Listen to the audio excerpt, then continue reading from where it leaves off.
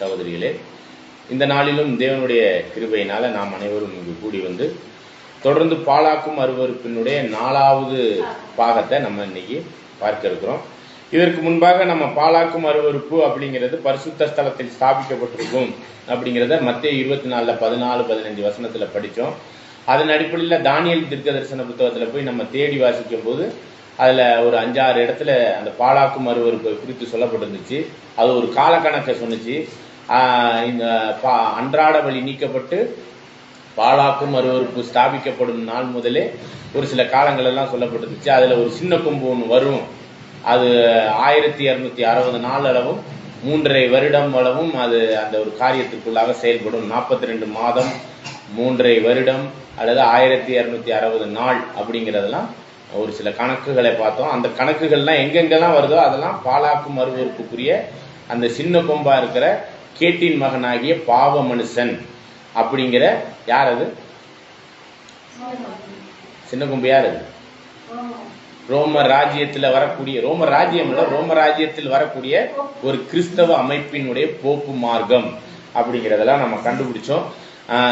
அந்த அந்த ஒரு விஷயத்துலதான் சத்தியத்தை கீழே தள்ளி தேவ தூதர்களா இருக்கக்கூடிய நட்சத்திரங்களை கீழே தள்ளி அவங்க என்ன பண்ணுவாங்க, வான சேனை வரையும் உயர்ந்து தங்களையே தேவனுக்கு நிகராக தேவன் என்று சொல்லக்கூடிய ஒரு அளவுக்கு அக்கிரமத்தினுடைய உச்சத்துல தங்களையே பிதாவென்றும் தங்களையே தேவன் என்றும் சொல்லக்கூடியவர்களாக அவர்கள் செயல்படுவாங்க அப்படிங்கிறதெல்லாம் நம்ம வசனத்தின் அடிப்படையில் கண்டுபிடிச்சோம். இன்னும் அதுக்கு பேர் வந்து 7 தலை 10 கொம்புள்ள ஒரு மிருகம். அதற்கு ஒரு எண்ணிக்கை கூட இருக்கு. அது என்ன எண்ணிக்கை? 666. இதெல்லாம் குறித்து நம்ம என்ன சிந்திக்கல, சரிங்களா? 666ங்கிறது எப்படி என்ன அப்படிங்கறதெல்லாம் அதை வந்து நம்ம சிந்திக்கல. ஆனா அதை குறித்தெல்லாம் நம்ம சிந்திக்க வேண்டிய பாடங்கள் நம்மளுக்கு பெண்டிங்ல இருக்கு அப்படிங்கிறதையும் பார்க்கிறோம், சரிங்களா? ஓகே, இப்ப இந்த ஒரு அந்து கிறிஸ்துவ பத்தி ஏன் படிக்கிறோம்? பாலாக்கும் அருவருப்பை குறித்து அந்து கிறிஸ்துவ பத்தி ஏன் படிக்கிறோம்? ஏன் படிக்கணும்? பாத்தீங்களா, இதுதான் ரொம்ப முக்கியமான ஒரு விஷயம். ஆண்டவருடைய 2ஆம் வருகை குறித்து மத்தேயு 24 1 2 3 4 அப்படியே தொடர்ந்து வசனங்களை பார்த்தா சீசர்கள் என்ன கேட்கிறாங்க? உன்னுடைய வருகைக்கும் உலகத்தின் முடிவுக்கும் அடையாளம் என்ன? அப்ப இந்த ஒரு அடையாளத்துல ஆண்டவருடைய 2ஆம் வருகைக்கு முன்பாக பாலாக்கும் அருவருப்பினுடைய கேட்டின் மகனுடைய அந்த காரியங்கள் நிறைவேறணும். அது வந்து உபத்திரவ காலம் 3.5 வருடம் 42 மாதம் 1260 நாள் அப்படிங்கிற 1260 நாளுங்கிறப்ப அது தீர்க்க தரிசனத்துல சொல்லப்பட்டிருக்கு. வெளிப்படுத்தின விசேஷத்திலையும் சரி, தானியேல் தீர்க்க தரிசனத்திலையும் சரி. அப்படிங்கும்போது 1260 நாள்னா அது எப்படி கன்வெர்ட் பண்ணிக்கணும்? ஒரு நாள் ஒரு வருஷம். இது எசேக்கியேல் 4ஆம் அதிகாரத்துல படிக்கிறோம். ஒரு நாள் தீர்க்கதரிசிக்கு ஒரு வருஷம். அப்ப 1260 நாள்ங்கிறது 1260 வருடங்கள் இந்த அந்து கிறிஸ்துவினுடைய அமைப்பு சார்ந்த ஒரு சில விஷயங்கள் நடைமுறைப்படுத்தப்படும் அப்படிங்கறதான் விஷயம், சரிங்களா? இதை குறித்து தெசலோனிக்கர் 2ஆம் அதிகாரத்துல நீங்க சொன்ன மாதிரி 2ஆம் வருகைக்கு முன்பாக யார் வரணும்? கேட்டின் மகனாகிய பாவ மனுஷன். 2வது அதிகாரத்துல 1 சில வசனங்களை வாசிக்கிறேன்.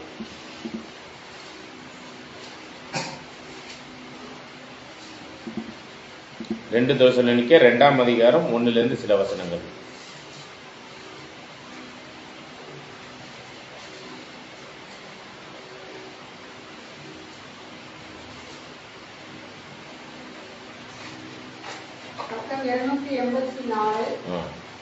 அன்றையும் சகோதரரே, நம்முடைய கர்த்தராகிய இயேசு கிறிஸ்துவின் வருகையையும் நாம் அவரிடத்திலே சேர்க்கப்படுவதையும் குறித்து நாங்கள் உங்களை வேண்டிக் கொள்வது என்னவென்றால், ஆண்டவருடைய 2ஆம் வருகை குறித்து அந்த நாள் 1000 வருட அரசாட்சிக்கு உரிய ஒரு காரியத்துல அப்போஸ்தலர் பவுல் ஒரு சில விளக்கங்களை நம்மளுக்கு சொல்றார். படிக்கலாம்.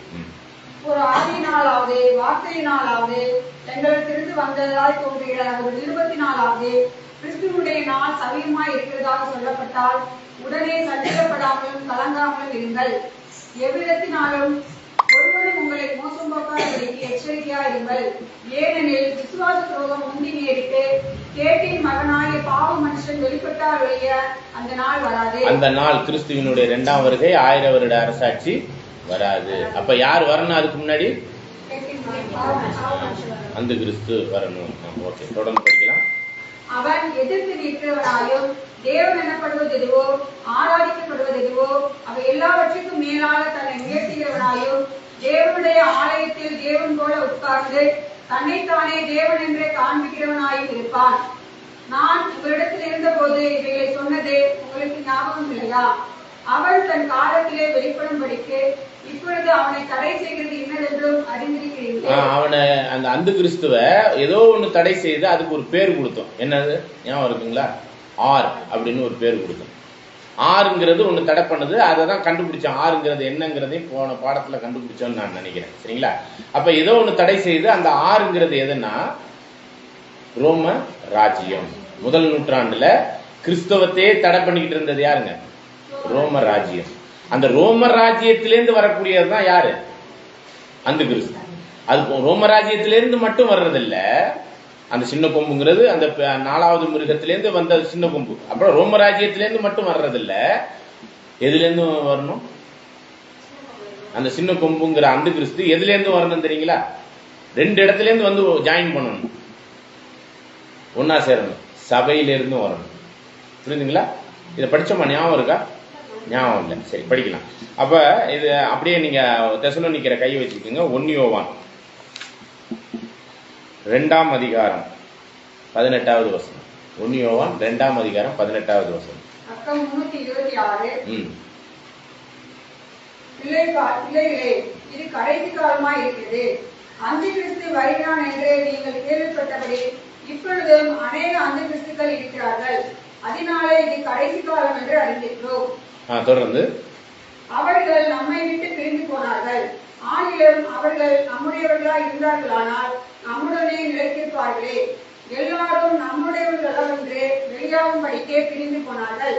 அப்ப அந்த அந்து கிறிஸ்துவுக்குரிய அநேக அந்து கிறிஸ்துக்கள் அப்படின்னு சொல்லப்படுது இந்த இடத்துல.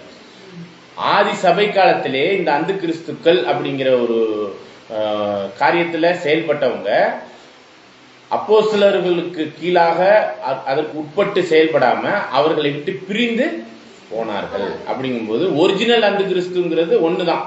ஆனா அநேக அந்து கிறிஸ்துக்கள் வருவாங்கிறது மத்தேயு 24ஆம் அதிகாரத்துல 23, 24 வசனத்துல அநேக கள்ள தீர்க்கதரிசிகளும் கள்ள கிறிஸ்துக்களும் வருவாங்க அப்படிங்கறதெல்லாம் சொல்லி இருக்கிறாங்க. அது பெரிய பெரிய அடையாளங்கள் எல்லாம் செய்வாங்க, பெரிய பெரிய அதிசயங்களை செய்வாங்கன்னு சொல்லியிருக்கு. சரிங்களா? பெரிய அடையாளத்தையும் பெரிய அதிசயத்தையும் செய்யக்கூடியவங்க யாருன்னு பாத்தீங்கன்னா அந்த கிறிஸ்துவும் கள்ள கிறிஸ்துக்களும் தான். ஆனா ஆனா நல்ல கவனிங்க, பெரிய காரியங்களை செய்யறவங்க யாருன்னு பாத்தீங்கன்னா யாரு? சரிங்களா? அப்போஸ்தலர்களையும் சீசர்களையும் பார்த்து ஆண்டவர் சொல்றார், இதனிலும் பெரிய காரியங்களை செய்வீங்க. ஆங்கிலத்துல கிரேட் ஒர்க் அப்படின்னு சொல்லப்படுது. பெரிய காரியங்கள், பெரிய வேலைகளை, பெரிய ஊழியங்களை செய்வீங்க அப்படிங்கிற ஒரு விஷயத்த உண்மையான சபை செய்யும் சொல்லி சொல்றார். ஆனா இந்த பொய் மார்க்கத்தார் அந்த கிறிஸ்துவ செயல்பாடுகளாக அல்லது கள்ள கிறிஸ்துக்களாக கள்ள தீர்க்கதரிசிகளாக செயல்படுறவங்க என்ன மாதிரியான செயல்பாட்டுக்குள்ள இருப்பாங்க அப்படின்னு பாத்தீங்கன்னா பெரிய அற்புதங்களையும் பெரிய அடையாளங்களையும் செய்கிறவர்களாக இருப்பாங்க அப்படிங்கறத மத்தேயு 24, 23, 24 வசனங்கள்ல நம்ம படிக்கிறோம். சரிங்களா? ஓகே. அப்ப அந்த வகையில தான் இந்த ஒரு விஷயத்துல அவர்கள் எதுல இல்லாம போயிருவாங்க? ஆதி அப்போஸ்தலர் காலத்துல அவர்கள் உண்மையான அந்த சபையை விட்டு வெளியே போயிருப்பாங்க. அதுதான் அநேக அந்து கிறிஸ்துக்கள் அப்படின்னு சொல்லி சொல்லப்படுது. அது ஆதி சபையிலே உருவாயிருச்சு. சரிங்களா? ஆனா ஒரிஜினலா ஒண்ணு வர வேண்டியிருக்கு. அது எங்க இருந்து வரணும்னா சபையிலிருந்து வரணும். அதே நேரத்துல இன்னொன்னு இடத்துல இருந்து வரணும். அது என்னது? ரோம ராஜ்யத்திலிருந்து வரணும், அந்த சின்ன கொம்பு. சரிங்களா? இதை நம்ம அந்த சிலை தரிசனத்துல நம்ம பார்க்கும் பொழுது நேபுகாத்நேசர் கண்ட அந்த சிலை தரிசனத்துல தலை தங்கம், புயம் வெள்ளி, தொடை என்னங்க காப்பர் பித்தளை, முட்டிக்கு கீழே இரும்பு, பாதம் இரும்பும் களிமண்ணும் அப்படின்னு சொல்லும் பொழுது இது ஒவ்வொன்றும் ஒவ்வொரு ராஜ்யத்தை சொல்ல பிறகு இரும்பும் களிமண்ணும் சேர்ந்த அந்த ஒரு விஷயத்துல களிமண் அப்படிங்கிறது பார்ப்பதற்கு தண்ணியில படும் போது அது எப்படி இருக்கும்? ரொம்ப கொல கொல கொலன்னு இருக்கும். ஆனா காஞ்ச பிறகு எப்படி இருக்குங்க? கல்லு மாதிரி ஆயிரும். சரிங்களா? அதே நேரத்தில் இரும்பும் களிமண்ணும் ஒட்டாது இருக்கும். ஆனா அவங்க ஒட்டிக்கிட்டு இருப்பாங்க. ஒரு பொதுவான அமைப்பாக இயங்குவாங்க அப்படிங்கிறது அந்த பாதத்தில் உள்ள இரும்பும் களிமண்ணும். அதுல 10 விரல்கள் இருக்கு. அது 10 விரல்கள் தான் 10 கொம்புகளாக கூட அனுமானிக்கப்படுது. அந்த இடத்துல அந்த இரும்பும் களிமண்ணும் அப்படிங்கும் போது கல் அப்படின்னாலே யார்? அது கிறிஸ்து மூளைக்கல்.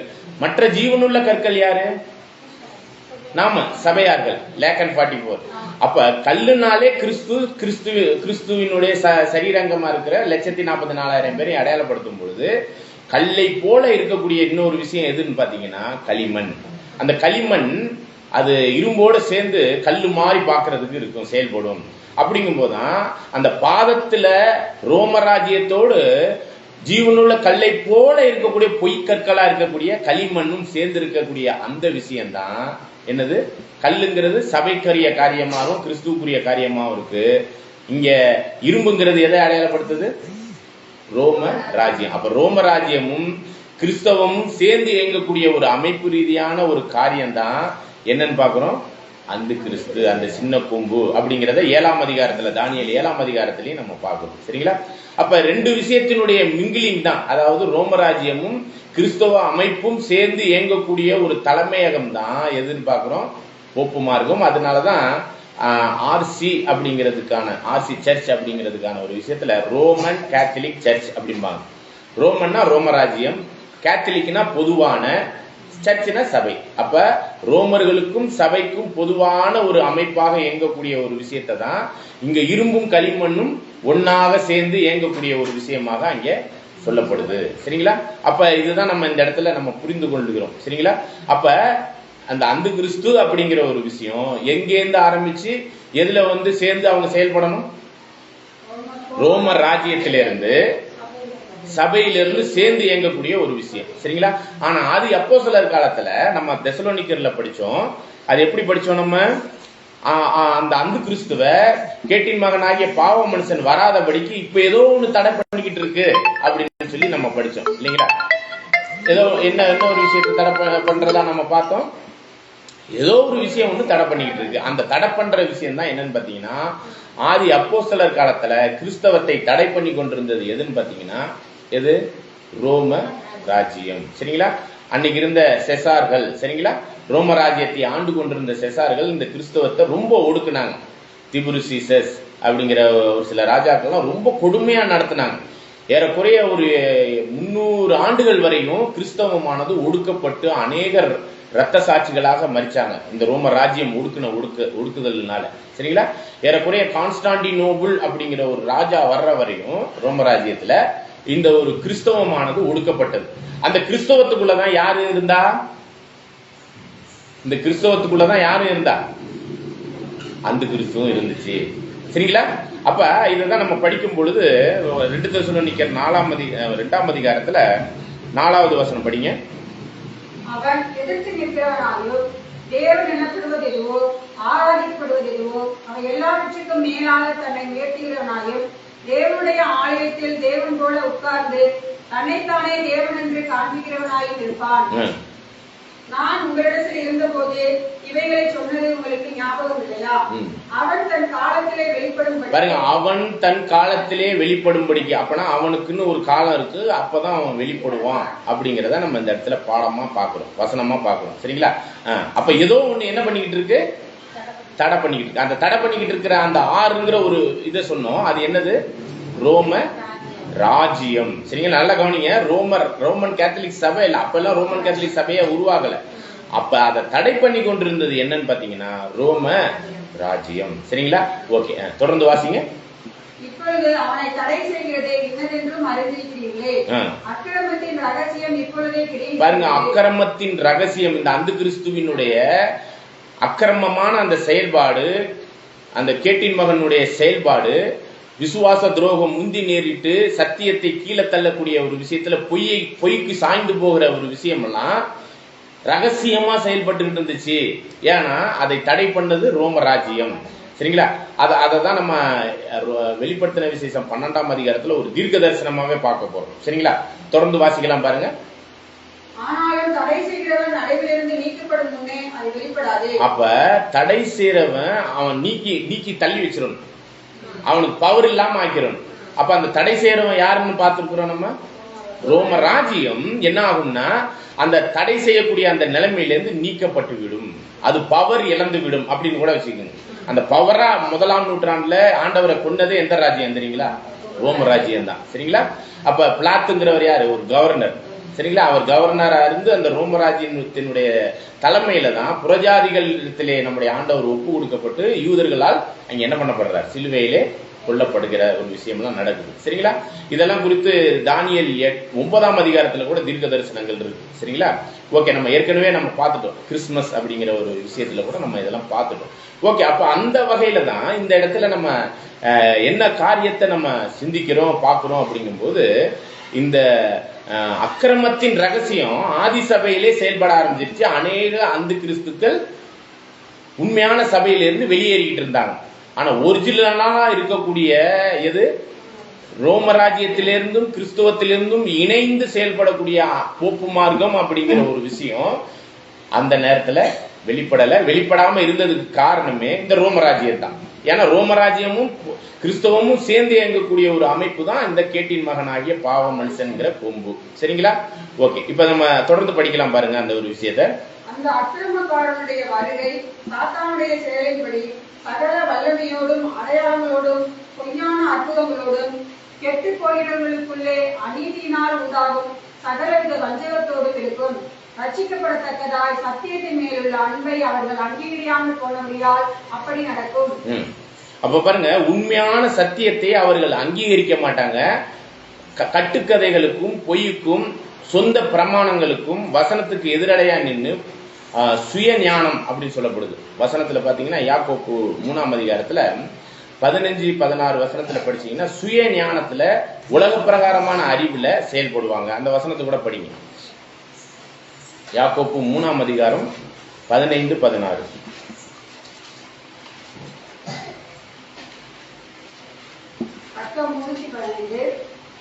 3ஆம் அதிகாரம் 13ல இருந்து படிங்க. 13ல இருந்து. உங்களில் ஞானியும் விவேகமாய் இருக்கிறவன் எவனோ அவன் ஞானத்துக்குரிய சாந்தத்தோடு தன் கிரியைகளை நல்ல நடக்கையினாலே காண்பிக்க கடவன். உங்கள் இருதயத்திலே கசப்பான வைராக்கியத்தையும் விரோதத்தையும் வைத்தீர்களானால் நீங்கள் பெருமை பாராட்டாதிருங்கள். பாருங்க, ஒரு குரூப் கிறிஸ்தவத்துக்குள்ள ஆதி அப்போஸ்தலர் காலத்துல இருக்கும் போதே இதை யாரை பத்தி சொல்லுதுன்னா, போதகர்களை பத்தி, கிறிஸ்தவத்துல இருந்த போதகர்களை பத்தி. நீங்க அதிக ஆக்கினை அடைவோம் என்று எண்ணி நீங்க என்ன பண்ணாதீங்க, போதகராகாதீங்க. சொல் தவறாதவராருங்க. சொல் தவறுனீங்கன்னா பூரண புருஷர் இல்லை அப்படிங்கறத அந்த முதல் 2-3 வசனத்துல வரும். உங்க நாக்கும் நெருப்பு தான், அது 2ஆம் மரணத்துக்கு ஏதுவா கொண்டு போயிடும். தீங்கு பேசுவதற்கு ஏதுவா, பொய்யான காரியங்களை பேசுவதற்கு ஏதுவா நீங்க செயல்பட்டீங்கன்னா நீங்க 2ஆம் மரணத்துக்கே போயிருவீங்க அப்படிங்கறதெல்லாம் சொல்லப்படுற அந்த வசனத்துல சொல்லும் பொழுதுதான் இதுல 12ல இருந்தே படிங்க. இப்போ 12ல இருந்து படிங்க. என் சகோதரரே, அத்திமரம் ஒலிவு பழங்களையும் திராட்சை செடி அத்திப்பழங்களையும் கொடுக்குமா? அப்படியே உவப்பான நீரூற்று சித்திப்பான ஜலத்தை கொடுக்க மாட்டாது. உங்களை ஞானியும் விவேகமாய் இருக்கிறவன் எவனோ அவன் ஞானத்துக்குரிய சாந்தத்தோடு தன் கிரியைகளை நல்ல நடக்கையினாலே காண்பிக்க கடவன். உங்கள் இருதயத்திலே கசப்பான வைராக்கியத்தையும் விரோதத்தையும் வைத்தீர்களானால் நீங்கள் பெருமை பாராட்டாதிருங்கள். சத்தியத்திற்கு விரோதமாய் பொய் சொல்லாமல் பாருங்க. இதுதான் இவங்க போதகர்களா இருக்கிறவங்க ஆதி சபையில என்ன பண்ணிருக்கிறாங்கன்னா, சத்தியத்திற்கே விரோதமாய் பொய் பேசிக்கிட்டு இருந்திருக்கிறாங்க இந்த போதகர்கள். அப்ப இந்த கண்டிஷன் ஆதி சபையிலே இருந்துச்சுன்னா இன்னைக்கெல்லாம் அதிகமாகவே இருக்கும். சரிங்களா. நம்ம வேதமானவர்கள் மத்தியில இன்னும் அதிகமாக தான் இருக்கும் இந்த ஒரு காரியம். இப்ப நம்ம பாலாக்கும் அருவருப்பினுடைய இந்த விஷயத்தை பார்க்கும் பொழுது இன்னும் அக்கிரமத்தின் உச்சகட்டங்கள் தான் நிறைய இருக்கும். உண்மையான சத்தியத்தையுடையவர்களே என்ன ஆயிடுவாங்க, பொய்க்கு போகக்கூடிய ஒரு வாய்ப்பெல்லாம் இருக்கு. இவங்க இந்த பொய் பேசுவது எதன் அடிப்படையில, அந்த சத்தியத்துக்கு எதிர்த்து பேசுவாங்க இல்லையா, அது எதன் அடிப்படையில அப்படின்னு பாத்தீங்கன்னா தொடர்ந்து வாசிக்கலாம் பாருங்க. இப்படிப்பட்ட ஞானம் பரத்திலிருந்து இறங்கி வருகிற ஞானமாயிராமல் லௌகிக சம்பந்தமானதும் ஜென்ம சுபாவத்திற்குரியதும் பேய்த்தனத்துக்கு அச்சமா இருக்கிறது. பாருங்க, 3 விஷயத்தை உடையதா இருக்குமா. இப்ப ஆதி சபையில ஒரு வகையான ஞானத்தை வச்சு செஞ்சிருக்கிறாங்க. அதுதான் அது அக்கிரமத்தின் ரகசியம் மறைமுகமா செஞ்சுக்கிட்டு இருந்தது. அப்படிங்கறத சொல்லும்போது சத்தியத்தை விட்டு விலகி பொய்க்கு சாய்ந்து போகும் காலம் அப்படின்லாம் பார்க்கும் பொழுது இவங்க எதை வச்சிருந்திருக்கிறாங்க அப்படின்னு பாத்தீங்கன்னா, ஆதி சபையில அந்த கிறிஸ்துக்களா செயல்பட்டவங்க, ஒரிஜினல் வர்றதுக்கு முன்னாடி அந்த கிறிஸ்துக்களா செயல்பட்டவங்க என்ன மாதிரி காரியத்துல இந்த சத்தியத்துக்கு எதிர்த்து சத்தியம் மாதிரி பேசிக்கிட்டு இருந்திருக்கிறாங்க அப்படின்னு பார்க்கும்போது அந்த 3 விஷயத்தை படிங்க. என்னன்னது? 15வது வசனம். இப்படிப்பட்ட ஞானம் பரலோகத்திலிருந்து வராத ஞானமா, பரிசுத்த ஆவியினால் செயல்படாத ஒரு ஞானமா, சொந்த ஞானத்துல வரும். அதுதான் இங்க சொல்லும் பொழுது பரத்திலிருந்து வராத ஞானமும் இப்படிப்பட்ட ஞானம் பரத்திலிருந்து இறங்கி வருகிற ஞானமாய் இராமல் லௌகீக சம்பந்தம். ஆங்கிலத்துல இது எப்படி வாக்கு சொல்லப்பட்டிருக்குன்னா எர்த்லினா பூமிக்குரிய ஞானமாக இருக்கும். அதுல என்ன பண்ணுவாங்கன்னா அவங்களுடைய பாரம்பரிய வழக்கத்துல உள்ள, உதாரணமா யூதர்களுடைய பாரம்பரிய வழக்கமா இருந்திருக்கலாம், இல்ல கிரேக்கர்களுடைய பாரம்பரிய வழக்கமா இருந்திருக்கலாம் அந்த நேரத்துல. இப்ப இன்னைக்கு நம்ம வேதமானவர்களே, இந்த சத்தியத்துக்குரியவர்களே எப்படிப்பட்ட ஒரு உலக பிரகாரமான கிறிஸ்தவ மார்க்கத்துல உள்ள யூடியூப்ல உள்ள இதெல்லாம் கொண்டாந்து என்ன பண்ண வேண்டியது, வேதமானவத்தினுடைய சத்தியத்துக்குள்ளாக பேசி குழப்படிகளை உண்டாக்கக்கூடிய நிறைய விஷயங்கள்லாம் இப்பயும் இருக்கு. அப்ப அதுதான் என்னன்னு பார்க்கும்போது பூமிக்குரிய போதனைகள், சரிங்களா, பூமிக்குரிய சத்தியமே இல்லாத பொய்யான போதனைகள், சரிங்களா, இப்படி எல்லாம் நம்ம பார்க்கிறோம். நம்ம விசுவாச பிரமாணத்தை பார்க்கிறோம். எப்படி விசுவாச பிரமாணத்துல ஏக சக்கராதிபதி அப்படின்னு நம்ம விசுவாச பிரமாணத்துல அறிக்கை எழுதும். அப்ப ஏக சக்கராதிபதிங்கிறது யாரை குறிக்கும் அப்படின்னு பாத்தீங்கன்னா 1 தீமோத்தில 6ஆம் அதிகாரத்துல நம்முடைய ஆண்டவராகிய யாசுவா மெசியாவை தான் குறிக்குது, சரிங்களா. ஆனா யார சொல்லிக்கிட்டு இருக்கிறோம், பிதாவை சொல்றோம். அப்ப இதுவே திருத்துவ கொள்கை மாதிரி இருக்கு. யாருக்கு சொல்ல வேண்டியதை யார சொல்லுகிறோம் அப்படிங்கிற ஒரு விஷயம் இருக்கு. அடுத்தது பாத்தீங்கன்னா சேரக்கூடாத ஒளியில் வாசம் பண்ணுகிறவர்னு சொல்றோம். சேரக்கூடாத ஒளி யாரு, சேரக்கூடாத ஒளி 1 யோவான் 1ஆம் அதிகாரம் 5வது வசனத்துல தேவன் ஒளியாக இருக்கிறார். அப்ப சேரக்கூடாத ஒளி யாருன்னா பிதா. சேரக்கூடாத ஒளியில் வாசம் பண்ணுகிறவர் யாருங்க, சரிங்களா. அப்ப இதுதான் என்ன பண்ணிட்டு இருக்கோம்னா பிதாவுக்குரிய மகிமையை கிறிஸ்துவுக்கும், கிறிஸ்துவுக்குரிய மகிமையை பிதாவுக்கும் கொடுத்தோம்னா அதுவுமே திருத்துவ கொள்கையில இவர் தான் அவர் தான் இவருங்கிற விசுவாச பிரமாணமே நம்ம என்ன பண்ணிக்கிட்டு இருக்கிறோம், தப்பு பண்ணிக்கிட்டு இருக்கிறோம் அப்படிங்கறதெல்லாம் நம்ம பார்க்கிறோம். இதுதான் லௌகீக உலக பிரகாரமான சத்தியத்துக்கு புறம்பான அப்படிங்கிற ஒரு விஷயத்துல ஒரு காரியம். அடுத்தது என்னன்னு பாக்குறோம், லௌகீக அப்படிங்கிறதுக்கு இல்லாம ஜென்ம சுபாவம்.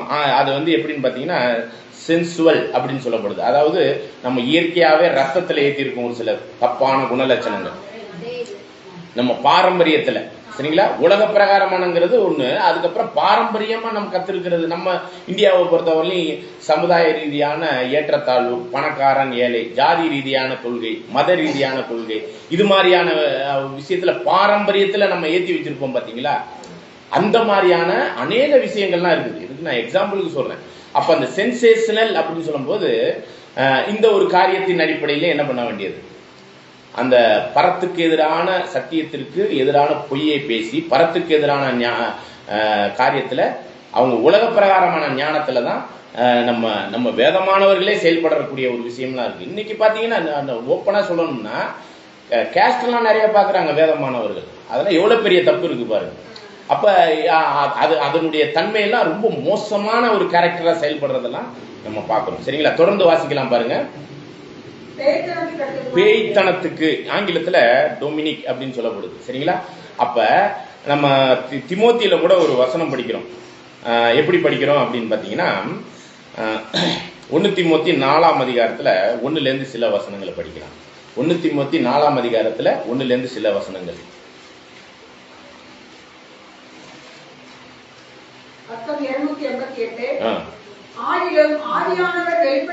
இந்த இடத்துல நம்ம ஆவியானவர்னு கூட படிக்க கூடாது. என்னங்க, ஆவி, தேவனுடைய ஆவி, இப்படிதான் படிக்கணும், ஓகேங்களா. அதெல்லாம் நம்ம கரெக்ஷன் பண்ணிக்கலாம். நிறைய விஷயங்கள் நம்ம கரெக்ஷன் பண்ண வேண்டியது. பரிசுத்தம் உள்ளவன் இன்னும் பரிசுத்தமாகணும், நீதி உள்ளவர்கள் இன்னும் நீதியா இருக்கணும், அக்கிரமம் செய்யறவங்க இன்னும் அக்கிரமம் செஞ்சுட்டே போவாங்க. இந்த சத்தியத்தை கத்துக்கொண்டவர்களே அநேகர் அக்கிரமத்தில் இருக்கிறாங்க, இன்னும் அக்கிரமத்தை உச்சத்துக்கு தான் போவாங்க. அதுக்கு கீழெல்லாம் இறங்கி வர்றதுக்கு வாய்ப்பெல்லாம் இல்லை, சரிங்களா. அப்ப நம்ம இந்த இடத்துல ஒவ்வொரு விஷயத்தையுமே நம்ம மைண்ட்ல கொண்டாந்து வச்சு நம்ம அதை நிதானிக்கணும். நம்ம எதுல எதெல்லாம் தவறா இருக்கிறோமோ அதெல்லாம் சரி பண்ணணும், சரிங்களா. அப்ப அதை அப்படியே படிங்க. நம்ம எப்படி படிக்கணும், பரிசுத்த ஆவி அப்படின்னே படிங்க. பரிசுத்த ஆவி வெளிப்படையாய் சொல்லுகிறது, பிற்காலங்களிலே மனசாட்சியில் சூடுண்ட பொய்யருடைய மாயத்தினால். பாருங்க, மனசாட்சியில் சூடுண்ட பொய்யர். அப்ப சத்தியத்துக்கு எதிரடையா செயல்படுகிறவங்க பிற்காலத்திலே, அதாவது நம்ம காலத்துல, இன்னைக்கு 7ஆம் சபையின் காலத்துல வாழ்ந்துகிட்டு இருக்கிற நம்ம காலத்துல இவங்க எப்படி இருப்பாங்க அப்படின்னு பார்க்கும்பொழுதுதான் பிற்காலத்திலே என்ன சொல்ல போனா வேதமானவர்களே எப்படி இருப்பாங்க அப்படிங்கறத இந்த இடத்துல பாக்குறோம், சரிங்களா. படிங்க.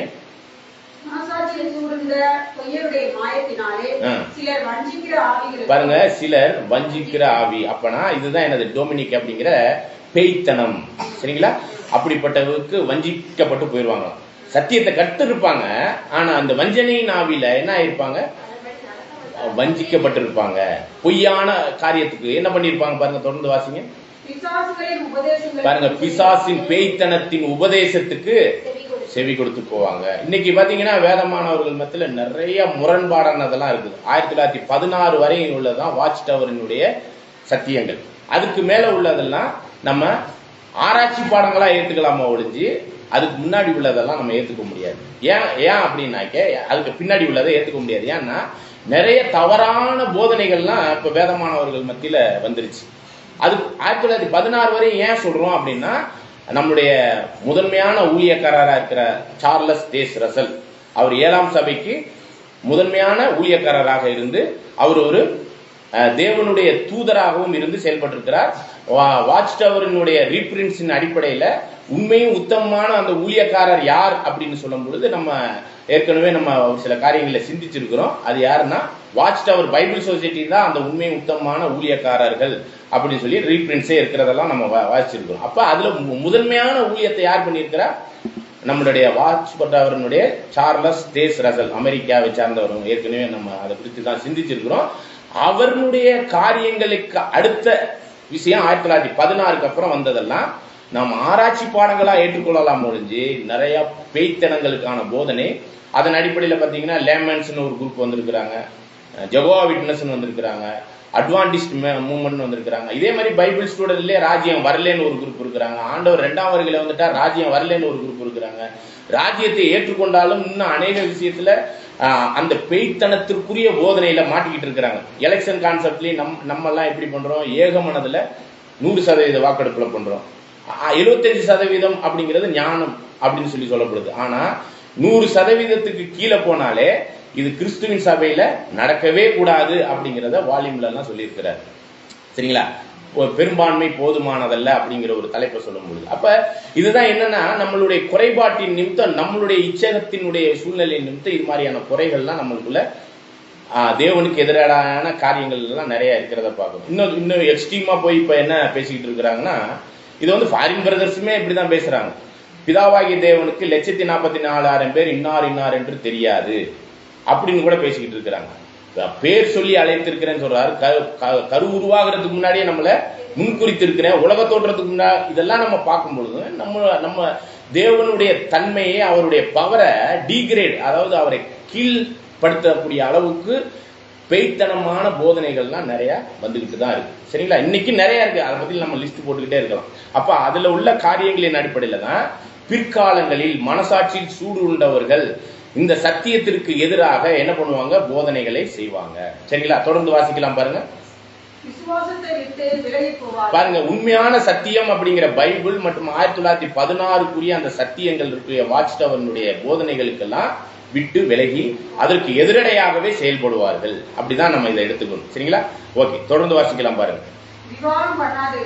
பாருங்க, ஒரு சில பேர் கல்யாணம் பண்ண கூட இன்னைக்கு ஆர்சிலா அப்படிங்கிற அந்த ஒரு காரியம்லாம் நடைமுறையில இருக்கு. இன்னைக்கு நம்ம வேதமானவர்கள் மத்தியில கல்யாணம் எல்லாம் பண்ணாதீங்க, கல்யாணம் பண்ணாலும் அந்த சேர்ந்து வாழாதீங்க அப்படிங்கிற ஒரு தடைகள் எல்லாம் விதிக்கிறாங்க. சரிங்களா?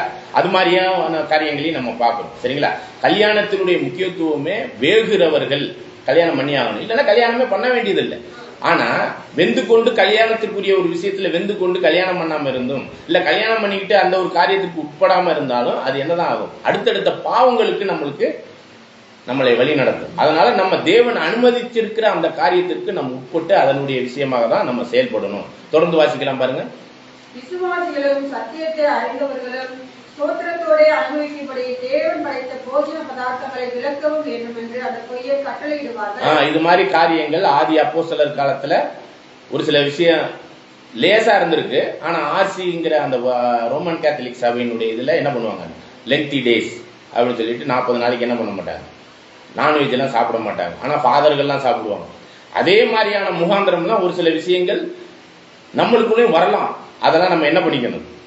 நீக்கி கொள்ள வேண்டும், அதையெல்லாம் தவிர்த்து கொள்ள வேண்டும் அப்படிங்கிறதையும் நம்ம பார்க்கிறோம். சரிங்களா?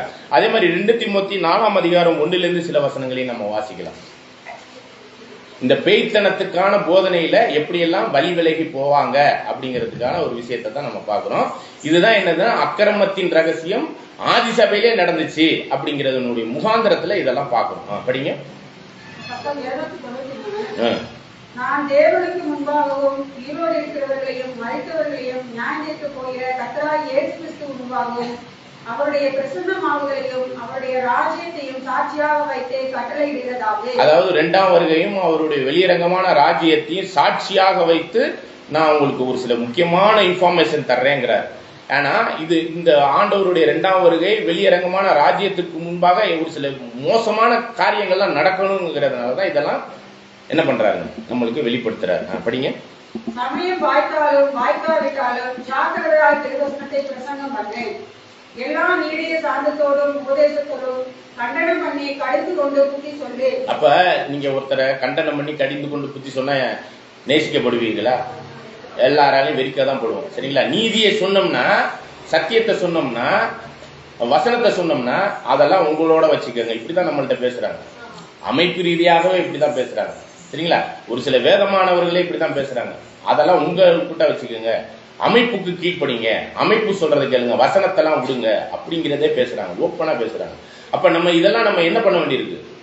ரொம்ப எச்சரிப்பான ஒரு காரியமாக நம்மளுடைய நீதியை, முதலாவது ராஜ்யத்தையும் நீதியையும் தேடி அதற்கேற்ற சாட்சியுள்ள வாழ்க்கையை வாழ்வதற்காக தான் அர்ப்பணிக்கப்பட்டிருக்கிறோம்.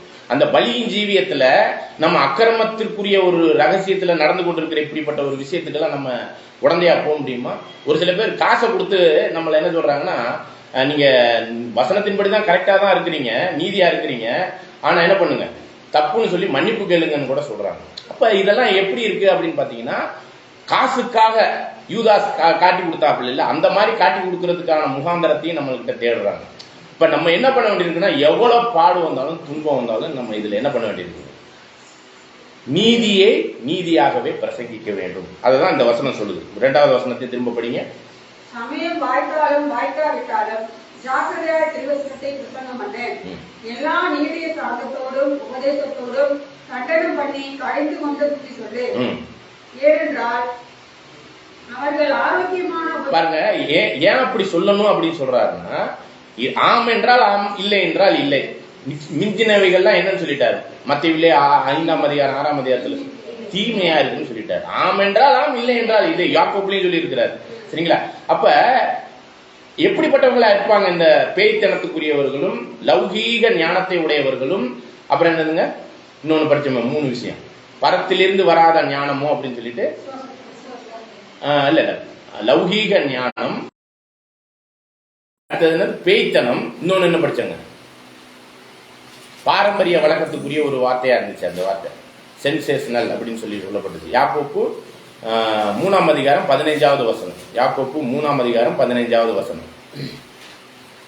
இப்படிப்பட்ட ஞானம் பரத்திலிருந்து இறங்கி வருகிற ஞானமாயிடாமல் லௌகிக சம்பந்தமானதும் ஜென்ம சுபாவம், அதான் ரத்த சம்பந்தமா, ஆதாமுக்குள்ள உள்ள அந்த ரத்த சம்பந்தமா இன்னைக்கு பாரம்பரிய வழக்கத்துல இருக்கு இல்லையா, அந்த மாதிரியான காரியங்கள் எல்லாம் இதுல எடுத்துக்கணும். சரிங்களா? அடுத்தது பேய்த்தனம். இப்ப பேய்த்தனத்தை பத்தி தான் இப்ப நம்ம பார்த்துக்கிட்டு இருக்கோம்.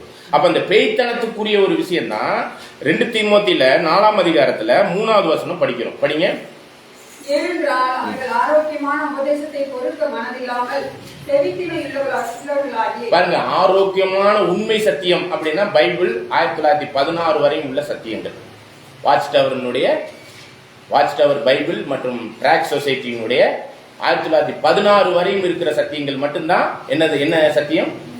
உண்மை சத்தியம். அதுக்கப்புறம் உள்ளதெல்லாம் நிறைய கலப்படங்கள் இருக்கு. சரிங்களா? அதை ஆராய்ச்சி பூர்வமா ஆராய்ச்சி பண்ணி தான் அதை நம்ம ஏற்றுக்கொள்ள வேண்டிய நிர்பந்தங்கள் நம்மளுக்கு இருக்கு. சரிங்களா? அது கரெக்டா இருந்தா ஏத்துக்குவோம், இல்லைனாக்க அது ஆராய்ச்சியிலே வச்சுக்குவோம், பெட்டிங்லேயே வச்சுக்குவோம். நம்ம அது மாதிரி நிறைய விஷயங்கள் இருக்கு, அதெல்லாம் நம்ம பின்னாடி பார்க்கலாம். இதை தான் இங்க சொல்லும் பொழுது என்ன சொல்றது, சவுண்ட் டாக்ட்ரின், உண்மையான சத்தியத்துக்கு செவியை கொடுக்காமல். புரியுதுங்களா? எதுக்கு சாய்ஞ்சு போவாங்களாம்? கட்டுக்கதைகளுக்கு. சரிங்களா? எந்த கதைக்கு கட்டு சாய்ஞ்சு போவாங்க? உலக பிரகாரமான. இன்னைக்கு என்ன மேக்சிமம் பவர் பாயிண்ட்ல எல்லாம் நிறைய பாடங்கள்லாம் வருது. அதுல எல்லாம் பாத்தீங்கன்னா உலக பிரகாரமான படங்கள் எல்லாம் போட்டு அது ஒரு வஞ்சனையா கூட மாறி இருக்கு. இன்னைக்கு பைபிள் படிக்கிறதுங்கிறதே வேதமானவர்கள் மத்தியில் இல்லாம போயிடுச்சு. எல்லாம் அந்த பவர் பாயிண்ட்ல உள்ள வசனங்களை தான் படிக்கிற மாதிரி ஆயிடுச்சு. சரிங்களா? நாங்கெல்லாம் ஒரு 10 வருஷத்துக்கு முன்னாடி இப்போ இந்த பைபிளில் தான் எல்லாம் கடற்கடன்னு பிறந்துட்டுவாங்க. இன்னைக்கு வசனம் வாசிக்கிறவங்களே தடுமாறுறாங்க. இந்த வசனம் சொன்னாங்க பவர் பாயிண்ட்ல இல்லாத இந்த வசனங்களை வாசிக்க கூட முடியல. அந்த பழக்கத்தில் உள்ளவங்க கூட தடுமாற்றத்துக்குள்ள போயிட்டாங்க. ஏன்னா அந்த அளவுக்கு பைபிள் ரீடிங் குறைஞ்சி போச்சு. சரிங்களா? இவர்கள்லாம் கேட்கிறவர்களாய் மாத்திரம் இருக்கிறாங்க. சரிங்களா? அதன்படி நடக்கிறது இல்லை. அதனாலதான் இவங்களுக்கு என்ன கட்டுக்கதை சொன்னாலும் சத்தியம் அவங்க பைபிள் படிக்கல. அதனால நீங்க என்ன கட்டுக்கதை சொன்னாலும் ஆமா போல இருக்கு அப்படின்னு நம்பிடுவாங்க. யார் நம்பிடுவா? எதை சொன்னாலும் நம்பிடுவாங்க. இப்ப நீங்க உண்மையான சத்தியத்திற்கான வேத ரீதியான சத்தியத்திற்கான செவியை விலக்கி கட்டுக்கதைகளுக்கு சாய்ந்து போகும் காலம் வரும். தொடர்ந்து வாசிங்க. ஆரோக்கியமான உண்மை சத்தியத்தை பொறுக்க மனதில்லையா, அதை கேட்கவே முடியாது. அப்படியே டென்ஷன் ஆயிடுவாங்க, அப்படியே ஒரு மாதிரி ஆயிடுவாங்க. அவங்க ஒரு செயல்பாடுலாம் வேற மாதிரி இருக்கும். சரிங்களா? தொடர்ந்து வாசிங்க. செவித்தினம், இதை நீங்க மைண்ட் பண்ணிக்கோங்க, மைண்ட்ல ஏத்திக்கோங்க. செவித்தினம்னா என்னன்னு நான் சொல்றேன், இப்போ கொஞ்ச நேரம் கழிச்சு சொல்றேன். செவித்தினம் உள்ளவர்களாகி பாருங்க, அவங்க பாவ சுவாபத்தில் உள்ள இச்சைகள் பாவங்கள் இருக்கும்ல, அதுக்கு தகுந்த மாதிரி யாராச்சும் போதகர்கள் இருக்காங்கன்னா அவங்களுக்கு என்ன பண்ணிக்குவாங்க, போதகர்கள் ஆக்கிக்குவாங்க. சரிங்களா? அப்ப அந்த போதகத்தன்மைக்குரிய ஒரு விஷயத்துல அவங்களுடைய பாவத்துக்கு தகுந்த மாதிரி சப்போர்ட் பண்ணிட்டாங்கன்னா, ஒரு மேக்சிமம் போதகர்கள் இன்னைக்கெல்லாம் கிறிஸ்தவ மார்க்கத்தில் எப்படி இருக்கிறாங்க, தசம பாவம் காணிக்கை கொடுத்துக்க, நீ என்ன வேணாலும் பண்ணிக்க, இல்லையா? இப்படிதானே இருக்கு. இப்படிதான் வேதமானவர்கள் மத்தியிலையும் நிறைய பேர் இப்படிப்பட்ட ஒரு செயல்பாட்டுக்குள்ள போயிட்டு இருக்கிறாங்க. ஒரு சில பணக்காரர் இருந்தாங்கன்னா அவங்கள்ட்ட இருந்து வசூலிக்கணும் அப்படிங்கிறதுக்காகவே என்ன பண்ணிடுறாங்க, அவங்களுக்கு தகுந்த மாதிரி அதான் இந்த வசனம் எப்படி சொல்லுதுன்னு பாருங்க. எப்படி இருக்கு? அவர்களுடைய சுய இச்சைக்கு ஏற்றவாறு போதகர்களை அவங்க என்ன பண்ணிக்கிறாங்களாம், அவங்க தேர்ந்தெடுத்துக்கிறாங்களாம். அப்புறம் தொடர்ந்து படிங்க. பாருங்க, சத்தியத்திற்கு, உண்மையான சத்தியத்திற்கு 1916 வரையும் உள்ள வாட்ச் டவர் பைபிள் மற்றும் ட்ராக் சொசைட்டியினுடைய சத்தியம், பைபிளினுடைய ஆழமான சத்தியத்திற்கு செவியை விலக்கி அப்படின்னு காது கொடுத்து கேட்க மாட்டாங்க. புரியுதுங்களா? நீங்க வேணா பண்ணிக்கங்க, எங்களை இது அல்ல, நம்ம யாரையும் நிர்பந்தப்படுத்துறது இல்லை. நம்ம ஆன்லைன்ல பாடம் போடுறதே அவங்களுக்கு கஷ்டமா இருக்கு. சரிங்களா? அப்ப இதனுடைய காரியம் என்னவாயிருதுன்னா, அவங்க இதெல்லாம் செய்யவே கூடாது. பைபிள் ரீதியா, ரீப்ரின்ஸ் ரீதியா, வால்யூம் ரீதியா நீங்க என்ன பண்ணக்கூடாது, எங்களுக்கு கட்டுப்படுங்கிற அளவுக்குலாம் நம்மளை காசு கொடுத்து மிரட்டுற அளவுக்கு கூட ஆளுகள்லாம் இருக்கிறாங்க. அப்படிலாம் கேட்கறாங்க நம்மள்கிட்ட, அப்படியே கேட்கறாங்க, ஓப்பனா கேட்கறாங்க. உங்களுக்கு எல்லா வகையான பொருளாதார ஃபைனான்சியலா நாங்க சப்போர்ட் பண்றோம் அப்படிலாம் கூட கேட்கறாங்க. அப்ப இதெல்லாம் அப்ப சத்தியத்தை நம்ம வாங்க வந்தோமா, விற்க வந்தோமா? உண்மையான சத்தியத்திற்காக வாழ வந்தோமா, அதுக்குரிய ஒரு விஷயத்துல விற்க வந்தோமான்னு கேட்கிறேன். அப்ப பாருங்க, நம்மளுடைய வைராக்கியத்திற்கு உரிய ஒரு ஜீவியத்துக்கு பதிலாக எதிரடையான ஜீவிகளாக இவங்கெல்லாம் இந்த ஒரு காரியத்துல ஆதி சபையிலும் இருந்திருக்கிறாங்க. இன்னைக்கு நம்ம அமைப்பு ரீதியான காரியங்கள்லயும் நிறைய இருப்பதை நம்ம எச்சரிப்போடு பார்த்துக் கொள்ள வேண்டும். தொடர்ந்து வாசிங்க. கட்டுக்கதைகள், அதுதான் அது என்னது, செவித்தினம் அப்படின்னு சொல்லி அந்த ஒரு வார்த்தை பார்த்தோம். அது ஆங்கிலத்தில் நான் படிக்கிறேன். they have itching ears அப்படின்னு சொல்லப்படுது. சரிங்களா? itching ears அப்படின்னா என்னங்க? இச்சிங்னா என்னது? அரிக்கிறது. அவர்கள் அரிக்கிற காது உடையவர்கள் அப்படின்னு சொல்லி சொல்லப்படுது. சரிங்களா? சரி, நம்மளுக்கு காது அரிச்சா என்ன பண்ணுவோம்? ஏன்னா இது பிராக்டிக்கலா புரிஞ்சுக்கிட்டீங்கன்னா தான் அந்த காதை குடையும் இல்லையா, அப்படியே அழுக்கு எடுப்போம் இல்ல, அது குடையும் இல்லையா? அப்படி குடையும் போது நம்மளுக்கு எப்படி இருக்கும்? சுகமா இருக்கும். இந்த பாப்பா கூட சொல்லுது, ரொம்ப சுகமா இருக்கும். சரிங்களா? அப்ப காது குடையும் போது எவ்வளவு சுகமா இருக்கு. அப்ப இல்ல யாராச்சும் உங்கள்கிட்ட பேசுறாங்க, இங்க இருங்க, அதை கொடுங்க, இதை கொடுங்கன்னு ஏதோ ஒரு காரியத்தை பேசுறாங்கன்னா உங்களுக்கு எப்படி இருக்கும்? எரிச்சலாயிருக்கும். பொறுப்பா, கொஞ்ச நேரம் பொறுப்பா அப்படின்னு என்ன பண்ணிக்கிட்டு இருக்கோம்? காதை குடைஞ்சிக்கிட்டு இருப்போம். சரிங்களா? அதான் செவித்தினம் உள்ளவர்கள் அப்படின்னா, இவர்களுடைய பாவை இச்சைகளுக்கு தகுந்த மாதிரி போதகம் சொன்னா நல்லா காதை கொடுப்பாங்க. சத்தியத்தை சொல்ல போனா வாய மூடு, நீ பேசாத அப்படிங்கறதா இச்சிங் இயர்ஸ். செவித்தினம் உள்ளவர்கள், அவர்கள் கட்டுக்கதைக்குன்னா காதை கொடுப்பாங்க. சரிங்களா? ஆனா உண்மையான சத்தியத்திற்குரிய ஒரு விஷயத்துல 1916 வரையும் உள்ள வாட்ச் டவர் மற்றும் பைபிள் சொசைட்டியினுடைய சத்தியத்திற்கும் பைபிளுக்கும் அவர்கள் உடன்பட மாட்டாங்க. அப்படிங்கிறது தான் இந்த இடத்துல நம்ம புரிஞ்சுக்கிறோம். இது நம்ம காலத்துக்கு, அது ஆதி சபையிலும் என்ன பண்ணியிருக்கிறாங்க, இந்த லௌகீக ஞானத்திலும் பேய்த்தனத்தினுடைய போதனைக்கும் உட்பட்டு என்ன பண்ணியிருக்கிறாங்க, சத்தியத்திற்கு விலகி இருந்திருக்கிறாங்க. சரிங்களா? தொடர்ந்து நம்ம யாக்கோப்புக்கே வந்துடலாம் பாருங்க. யாக்கோப்பு 3ஆம் அதிகாரம் 15 படிங்க. இப்படிப்பட்ட ஞானம் பரத்திலிருந்து இறங்கி வருகிற ஞானமாயிராமல் லௌகிக சம்பந்தமானதும் ஜென்ம சுபாவத்திற்குரியதும் பேய்த்தனத்துக்கு அடுத்ததுமாய் இருக்கிறது. பாருங்க, லௌகிகம்னா உலக பிரகாரமான ஞானம், அப்புறம் ஜென்மம்னா இயற்கையாவே நம்ம ரத்தத்துல ஏற்றப்பட்டிருக்கிற ஒரு சில பாரம்பரியமான ஒரு சில காரியங்கள். அடுத்தது பேய்த்தனம்னா சத்தியத்துக்கு எதிரான, தேவனுக்கு எதிரான போதனைகள். சரிங்களா? இது எதற்கு எதிரான போதனைகள் நம்ம ஓப்பனா சொல்றோம்னா, பைபிள் மற்றும் வாட்ச் டவர் பைபிள் சொசைட்டி 1916 வரை உள்ள சத்தியங்களுக்கு எதிரடையானது. சரிங்களா? அப்படிதான் பேய்த்தனம். சரிங்களா? ஆனா நம்மளுடைய ஞானம் எப்படிப்பட்டதா இருக்கணும், எப்படிப்பட்டதா இருக்குது அப்படிங்கறத அடுத்த சில வசனங்கள்ல படிக்கணும். வைராக்கியமும் விரோதமும் எங்கே உண்டோ அங்கே கலகமும் சகல வைராக்கியமும் விரோதமும் எங்கே உண்டோ அங்கே கலகமும் சகல செய்கைகளும் உண்டு. பாருங்க, இந்த பேய்த்தனத்துக்கும் ஜென்ம ஞானத்துக்கும் அப்புறம் வந்து லௌகீக உலக பிரகாரமான ஞானத்தினால சபையை வழிநடத்தக்கூடியவர்கள் உலக கிறிஸ்தவர்கள் பார்க்கிறோம் இன்னைக்கு. ஆனா இதை யாரும் நடத்திக்கிட்டு இருக்கிறாங்க? நம்ம வேத மாணவர்கள் மத்தியிலும் ஒரு சில காரியங்கள் இப்படிதான் போகுது. சரிங்களா? அப்ப இந்த காரியத்தின் நிமித்தம் இருக்கிற அந்த வைராக்கியம் இருக்கு இல்லையா, அதை ஒரு பக்தி வைராக்கியமா நினைச்சிட்டு பெருசா பெருமை பாராட்டிக்கிட்டு செயல்பட்டு இருக்கிறாங்க இல்லையா, அது அமைப்பு ரீதியாகவும் செயல்படலாம், ஒரு கூட்டமைப்பாகவும் செயல்படலாம். சபைக்குரிய அதிகாரத்தை விட்டுட்டு சுயமாக அவங்க முடிவெடுத்து என்ன பண்றாங்க, ஆளுகிறவர்களா இருக்கிறாங்க இல்லையா, அதுதான் அவங்களுடைய வைராக்கியம். அப்படிப்பட்ட வைராக்கியமானது எப்படிப்பட்டதா இருக்கு பாருங்க.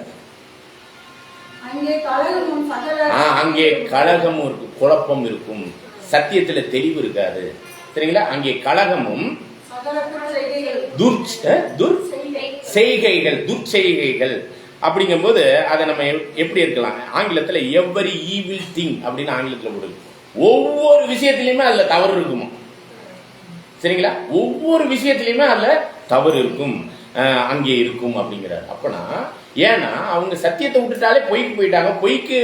பொய்யினுடைய காரியத்துல உலக பிரகாரமான பாரம்பரிய வழக்கத்துக்கான பேய்த்தனத்துக்கான ஒரு விஷயத்துல போனா அங்க எப்படி உண்மை இருக்கும்? அப்ப இந்த ஞானத்துல அவங்க வைராக்கியம் கூட வச்சிருப்பாங்களாம். இன்னும் சொல்ல போனா ஒரு வசனம் இருக்குங்க மத்தேயுல, எப்படி இருக்குன்னா,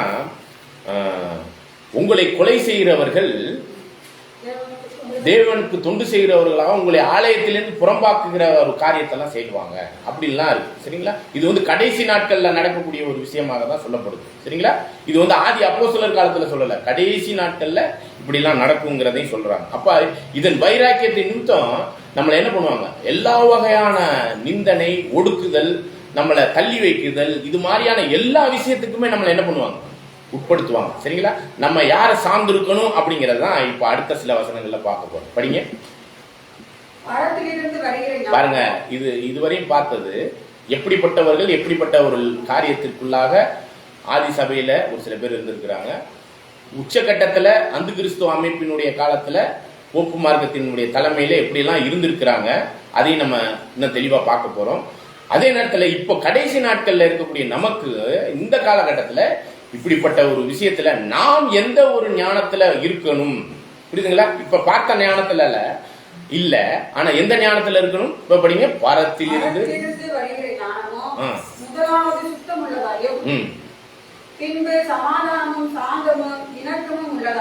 பாருங்க, முதலாவது அது வந்து பர்ஃபெக்டான சுத்தம் உள்ளது. அப்படி சுத்தம் உள்ளதுன்னு நம்ம சொல்ல வந்துட்டோம்னாலே 1916 வரையும் உள்ள வாட்ச் டவர் பைபிள் மற்றும் ட்ராக் சொசைட்டி மற்றும் பைபிளினுடைய காரியத்தை சார்ந்து இருக்கிறது தான் சுத்தம் உள்ளது. அதுக்கப்புறம் உள்ளதெல்லாம் சுத்தமா இருக்குமான்னு நம்மளுக்கு நம்பிக்கை இல்லை. அதுல நிறைய குளறுபடிகள், நிறைய பிரிவினைகள், நிறைய குழப்பங்கள்லாம் இருக்கு. அது வைராக்கியத்தின் அடிப்படையில இருக்குது அப்படிங்கறதையும் நம்ம பார்க்கிறோம். தொடர்ந்து வாசிக்கலாம் பாருங்க. பாருங்க, முதலாவது சுத்தம் உள்ளதும், அடுத்தது சமாதானம் உள்ளதற்குரிய ஒரு விஷயமா இருக்கும், சாந்தத்துக்குரிய ஒரு காரியமாகவும் இருக்கும். அதுல ஒவ்வொன்றிலையும் இணக்கம் இருக்கும். சரிங்களா?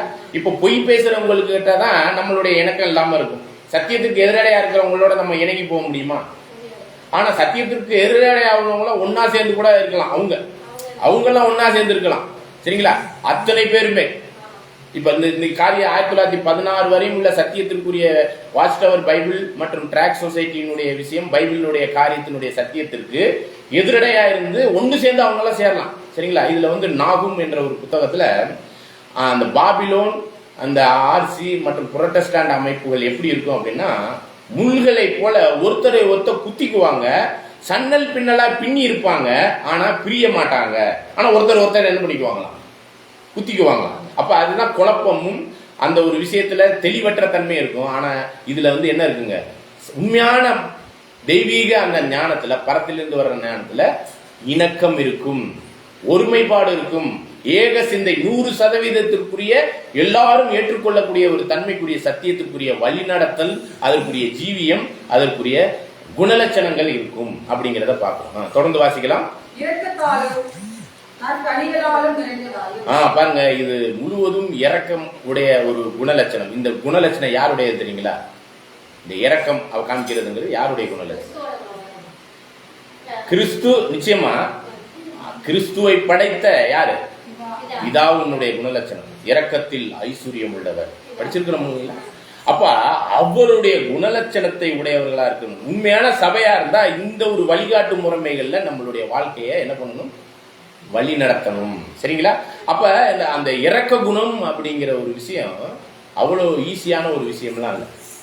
இன்னும் சொல்ல போனா நம்ம பாருங்க, மேல பாருங்க, தேவனுடைய கிருபை இரக்கத்தின் நிமித்தம் உங்களுடைய பலிகள் எல்லாம் ரோமர் 12 அங்கீகரிக்கப்படணும்னு பவுல் அப்போஸ்தலன் நம்மள்கிட்ட சொல்றாரு. அப்ப அந்த இரக்கத்தின் நிமித்தம் தான் இப்படிப்பட்ட ஒரு வாய்ப்பே நம்மளுக்கு ஏற்பட்டிருக்கு. என்ன வாய்ப்பு? இப்படிப்பட்ட ஒரு உன்னத அழைப்பு, பங்கு, பாத்திரம், அதற்கேற்ற அந்த ஒரு வாய்ப்புல நம்ம பரலோகத்துக்கு போவதற்குரிய ஒரு விஷயங்கள்லாம். சரிங்களா? அப்ப அந்த ஒரு இணக்கமான தேவனுக்கேற்ற சூழ்நிலையில நம்மளை அர்ப்பணிக்கக்கூடிய அந்த ஒரு விஷயத்துல இணக்கம் உள்ளதாகியும், அடுத்தது என்னவா இருக்குது, நற்கனிகளில்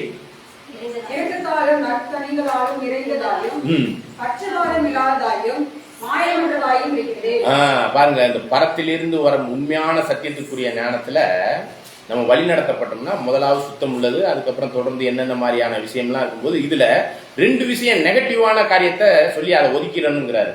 என்னது அது? பட்சவாதம் அப்படின்னா என்னங்க? சரி, அடுத்தது என்னது? மாயமற்றது. இது நீ கரெக்டா புரிஞ்சு சொல்லுங்க. பட்சபாதம் தான் நீங்க ஒரு வார்த்தை சொல்றீங்க, அது என்னது? அதேதான். ஆங்கிலத்துல அந்த வார்த்தை எப்படி சொல்லப்படுதுன்னா பார்சியாலிட்டி. சரிங்களா? என்னது?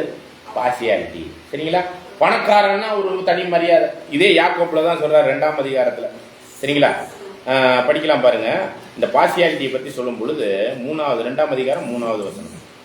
2ல இருந்தே படிங்க, 1ல இருந்தே படிங்க, அதான் கிளியரா இருக்கும்.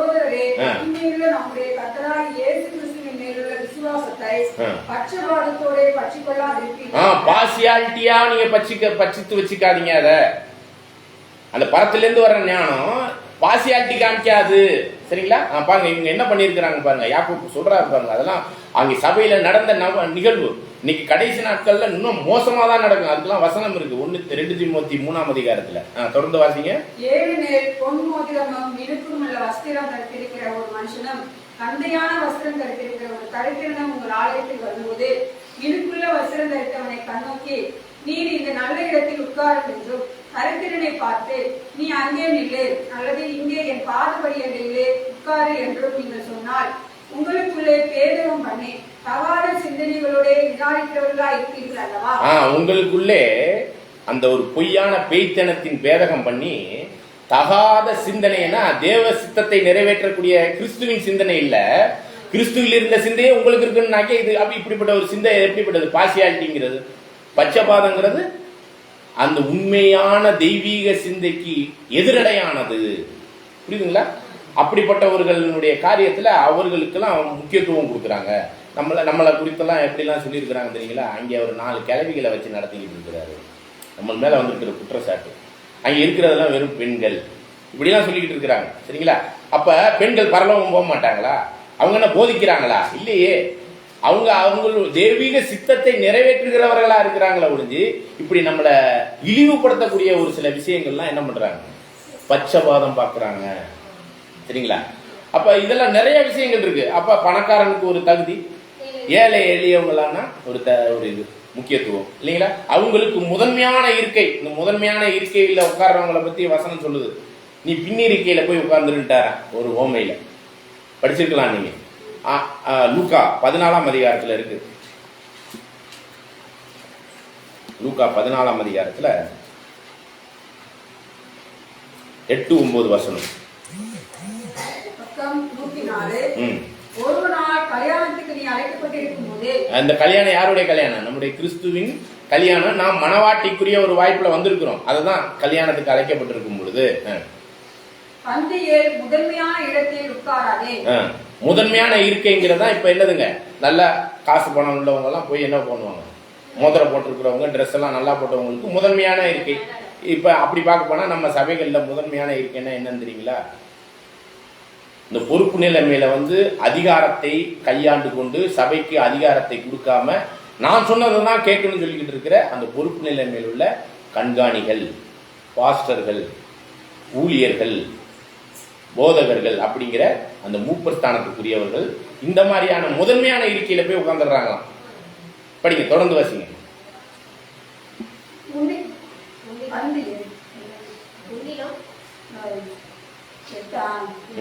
கல்யாணத்துக்கு நீ அழைக்கப்பட்டிருக்கும் போது பந்தியில் முதன்மையான இடத்தில் உட்காராதே. உன்னிடம் கனமுள்ளவன் ஒருவேளை அவனால் அழைக்கப்பட்டிருப்பான். அப்பொழுது உன்னையும் அவனையும் அழைத்தவன் உன்னிடத்தில் வந்து இவருக்கு இடங்கொடு என்பான். அப்பொழுது நீ வெட்கத்தோட தாழ்ந்த இடத்திற்கு போக வேண்டியதா இருக்கும். நீ அழைக்கப்பட்டிருக்கும் போது போய் தாழ்ந்த இடத்தில் உட்காரு. அப்பொழுது உன்னை அழைத்தவன் வந்து, சிநேகிதனே, உயர்ந்த இடத்தில் வாரும் என்று. இங்கே முதன்மையான இடத்துக்கு வான்னு சொல்லல, தாழ்ந்த இடத்துல போய் உட்கார்ந்தா.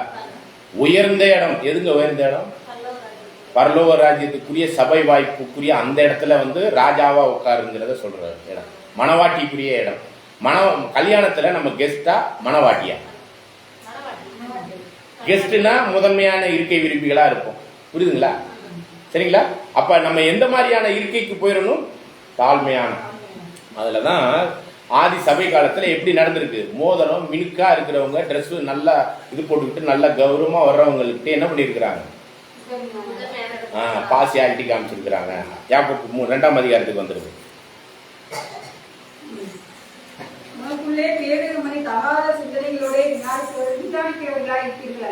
எதை குறித்து நிதானிக்கிறது? 3வது வசனத்தை படிங்க.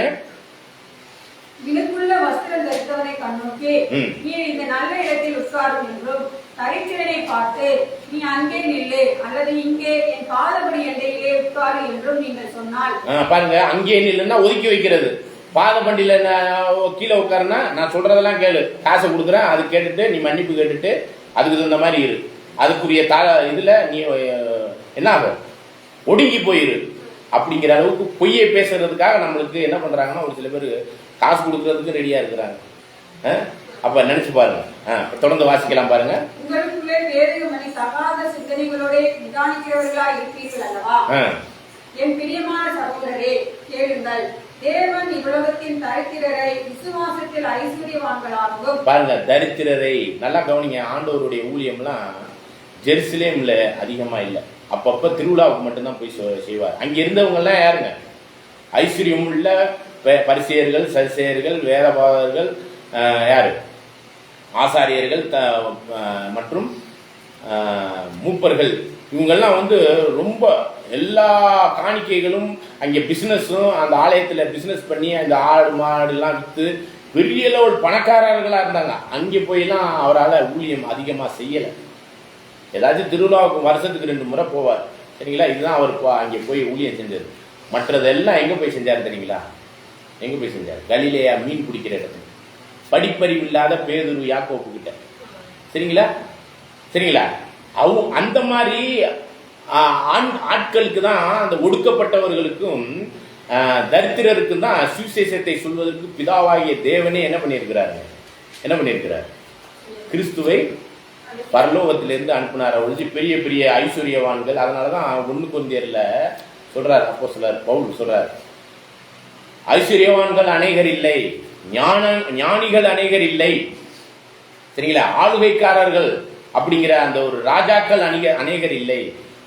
அப்பனா அநேகர் யாராதான் இருக்கிறோம் இந்த சத்தியத்துக்குள்ள? புறக்கணிக்கப்பட்டவர்கள், இருதயத்தில் நொறுங்குண்டவர்கள். அப்படிப்பட்டவர்களுக்கு தான் ஆண்டவர் என்ன பண்ண போனார் அப்படின்னு பாத்தீங்கன்னா, சுவிசேஷத்தை சொல்ல பரலோகத்திலிருந்து இறங்கி வந்தார். சரிங்களா? இதை குறித்து கூட நம்ம ஒரு வசனத்துல நம்ம வாசிக்கலாம் பாருங்க. ஏசாயா 61 படிங்க.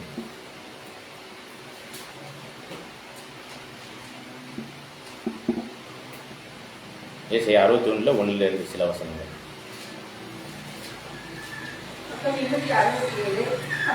தேவனுடைய ஆவியானவர் என்மேல் இருக்கிறார். சிறுமைப்பட்டவர்களுக்கு சுவிசேஷத்தை அறிவிக்க. எப்படிப்பட்டவங்க? சிறுமைப்பட்டவர்களுக்கு சுவிசேஷம். ஏழைகள், ஆங்கிலத்துல ஏழைகள் போட்டுருக்கு. புவர். படிங்க. சுவிசேஷத்தை அறிவிக்க கர்த்தர் என்னை அபிஷேகம் பண்ணினார். இருதயம் நொறுங்குண்டவர்கள். பாருங்க, எல்லா மனசளவுல நொந்து வெந்து போனவங்க அப்படின்னு வச்சுக்கங்க. புரோக்கன் ஹார்ட்டட் அப்படின்னு சொல்லி. சரிங்களா? சுகபோகமா எல்லாம் நிறைவோட இருக்கிறவங்க இல்ல, வாழ்க்கையிலே நிராகரிக்கப்பட்டு ஏண்டா வாழ்றோம்னு நினைக்கிற அளவுக்கு உள்ள இருதயம் நொறுங்குண்டவர்களுக்கு. சரிங்களா? படிங்க. அப்புறம் இருதயம் நொறுங்குண்டவர்களுக்கு காயம் கட்டுதலையும். காயம் கட்டுதல்னா என்னது? அதுக்கு குணமாக்கக்கூடிய, இதெல்லாம் ஆவிக்குரிய அர்த்தங்கள் இருக்கு, நம்ம இன்னைக்கு பார்க்க முடியாது. சரிங்களா? இதுதான் நம்ம யாக்கோபுல படிக்கும் போது என்ன சொல்லிட்டார்? இந்த ஏழையான நிலைமையில சிறுமைப்பட்டவர்களுக்கு தான் பரலோக ராஜ்யமேன்ட்டார். சரிங்களா? அதுக்காக இந்த ஒரு ரெஃபரன்ஸ் படிக்கணும். படிங்க. இருதயம் நொறுங்குண்டவர்களுக்கு காயம் கட்டுதலையும், சிறைப்பட்டவர்களுக்கு விடுதலையையும், கட்டுண்டவர்களுக்கு கட்டவிழ்த்தலையும். பாருங்க, சிறைப்பட்டுதல் அப்படின்னா இது வந்து ஆவிக்குரிய ரீதியில அர்த்தங்கள் இருக்கு, மாமிச ரீதியாகவும் எடுத்துக்கலாம். நம்ம ஆவிக்குரியல சிறைப்பட்டதுன்னா பாவத்தின் காரியத்துல சிறைப்பட்டவர்கள்லாம் என்ன, அது சாத்தானுடைய கட்டுப்பாட்டுல அந்த சிறை இருப்புல இருக்கிறோம். சரிங்களா? அப்ப அந்த சிறை இருப்புல இருந்து நம்மளை விடுதலை கொடுத்தவர் தான் கிறிஸ்து. சரிங்களா? தன்னுடைய ஜீவனை கொடுத்து மீட்கும் பொருளினாலே நம்மளை மரணத்தில் அதிபதியாகிய சாத்தானிடத்திலிருந்து நம்மளுக்கு விடுதலை கொடுத்தாருன்னு எபிரேயர் 2ஆம் அதிகாரம் 13, 14, 15 வசனங்கள்ல வாசிக்கிறோம். சரிங்களா? தொடர்ந்து வாசிக்கலாம். இல்ல இல்ல இல்ல, சிறைப்பட்டவர்களையும் கட்டுண்டவர்கள். சரிங்களா? இது பல வகையான கட்டுகள் இருக்கு. நியாயப்பிரமாணத்தில் கட்டுண்டு இருந்தாங்க அன்னைக்கு இஸ்ரேல் ஜனங்கள். அதே மாதிரி இப்பொழுதும் அநேக விதமான சமுதாய கொள்கைகள், மத ரீதியான கொள்கைகள்ல என்ன பண்ணிட்டு இருக்காங்க, அதை வழி நடத்துறவர்கள் எல்லாரையும் கட்டி வச்சுக்கிட்டு இருக்கிறாங்கல்ல, அந்த பொய்யான ஆவியில. அந்த மாதிரி கட்டுகள்ல இருந்தும் விடுதலை அளிக்கவும். அடுத்தது படிக்கலாம். கர்த்தருடைய அனுக்கிரக வருஷத்தையும் நம்முடைய தேவன் நீதியை சரிக்கட்டும் நாளையும் கூறவும். ஆண்டவருடைய 2ஆம் வருகை, 1000 வருட அரசாட்சியினுடைய மேன்மையான காரியங்கள் எல்லாம் எடுத்து கூறவும். படிங்க. துயரப்பட்ட அனைவருக்கும் ஆறுதல் செய்யவும். துயரப்பட்டிருக்கிறவங்க அனைவருக்கும், அதாவது இங்க உள்ள வசனத்தெல்லாம் பாருங்க. ஆண்டவர் 1ஆம் வருகையினுடைய வந்ததினுடைய நோக்கம் பணக்காரவங்க, செல்வ செழிப்பா இருக்கிறவங்க, நல்ல உயர்ந்த ஸ்தானத்துல இருக்கிறவங்க, மினுக்கா இருக்கிறவங்க, மோதிரம் போட்டிருக்கிறவங்க, இப்படிப்பட்டவங்களுக்கு வந்ததா இருக்காது. அப்படின்னா அப்படிலாம் பட்டவங்க எல்லாம் என்ன பண்ண வேண்டியிருக்கு? தன்னை தாழ்மையான இடத்துக்கு கொண்டு போக வேண்டியிருக்கு. முதன்மையான இருக்கை விரும்பிகளா இருந்தா என்ன பண்ணிடுவாரு? நீ பின்னாடி போப்பான்றாரு. ஆனா தாழ்மையான இருக்கையில ஆல்ரெடி நம்ம எல்லாம் இருக்கிறோம். நம்ம வாழ்க்கையே அப்படிதான் ஆரம்பிச்சிருக்கு. புரியுதா இல்லைங்களா? அப்ப அவர்களை பத்தி தான் இந்த ஒரு வசனம்லாம் சொல்றாரு. அவர்களுக்காக தான் இந்த உலகத்தினுடைய சிறுமைப்பட்டவர்களுக்காக தான் உன்னத அழைப்பின் பங்கே இருக்குன்னு தான் இப்ப நம்ம யாக்கோபுல படிச்சோம். படிச்சு முடிச்சிருங்க 3 வரையும். சீயோனிலே தீவிரப்பட்டவர்களை சீர்படுத்தவும், அவர்களுக்கு சாம்பலுக்கு பதிலாக சிங்காரத்தையும், தீரத்துக்கு பதிலாக ஆனந்த தைலத்தையும், ஒடுங்கின ஆவிக்கு பதிலாக துதியின் உடையையும் கொடுக்கவும் அவர் என்னை அனுப்பினார். அவர்கள் கர்த்தர் தம்முடைய மகிமைக்கென்று நாட்டின நீதியின் விருட்சங்கள் எனப்படுவார்கள். நீங்க சங்கீதம் 1ஆம் அதிகாரம் அந்த விருட்சம் இருக்கு இல்லையா, அந்த மாதிரி ஒரு நீதியின் விருட்சங்களா இருப்பாங்க. அதுக்கு ஏற்ற காலத்தில் கனி கொடுப்பாங்க. தொடர்ந்து வாசிங்க. அவர்கள் நெடுங்காலம் பாழாய் கிடந்தவைகளை கட்டி, பூர்வத்தில் நிர்மூலமானவைகளை எடுப்பித்து, தலைமுறை தலைமுறையாய் இழந்து கிடந்த பாழான பட்டணங்களை புதிதாய் கட்டுவார்கள். ஆகவேதான் இந்த கடைசி நாட்கள்ல 7ஆம் சபையின் காலத்துல ஆண்டவருடைய 2ஆம் வருகையின் காரியத்துல உட்படுத்தப்பட்டிருக்கிற நாமும் இப்படி பாழாக்கும் அருவருப்பினுடைய உச்சகட்டமான காரியங்கள்லாம் முடிந்த நிலைமையில திருப்பி எழுப்பித்து கட்டக்கூடிய ஒரு லவோதிக்கியா சபை, 7ஆம் சபையாக நாம் இயங்கி கொண்டிருக்கிறோம். அப்படிங்கிறது கூட நம்மளை பற்றிய வசனங்களை பார்க்கிறோம். தொடர்ந்து வாசிங்க. மறுஜாதியார் நின்று கொண்டு உங்கள் மந்தைகளை மேய்த்து, அந்நிய புத்திரர் உங்கள் பண்ணையாட்களும் உங்கள் திராட்சை தோட்டக்காரருமாய் இருப்பார்கள். நீங்களோ கர்த்தரின் ஆசாரியர் என்று சொல்லப்படுவீர்கள். உங்களை தமது தேவனுடைய பணிவிடைக்காரர் என்பார்கள். நீங்கள் ஜாதிகளின் செல்வத்தை அனுபவித்து அவர்கள் மகிமை கொண்டே மேன்மை பாராட்டுவீர்கள். உங்கள் வெட்கத்துக்கு பதிலாக இரட்டத்தனையாய் பலன் வரும். இலச்சைக்கு பதிலாக தங்கள் பாவத்தில் சந்தோஷப்படுவார்கள். அதிநிமித்தம் தங்கள் தேசத்தில் இரட்டிப்பான சுதந்திரம் அடைவார்கள். நித்திய மகிழ்ச்சி அவர்களுக்கு உண்டாகும். கர்த்தராகிய நான் நியாயத்தை விரும்பி கொள்ளை பொருளினால் இடப்பட்ட தகன பலியை வெறுக்கிறேன். நான் அவர்கள் கிரியையை உண்மையாக்கி அவர்களோட நித்திய உடன்படிக்கை பண்ணுவேன்.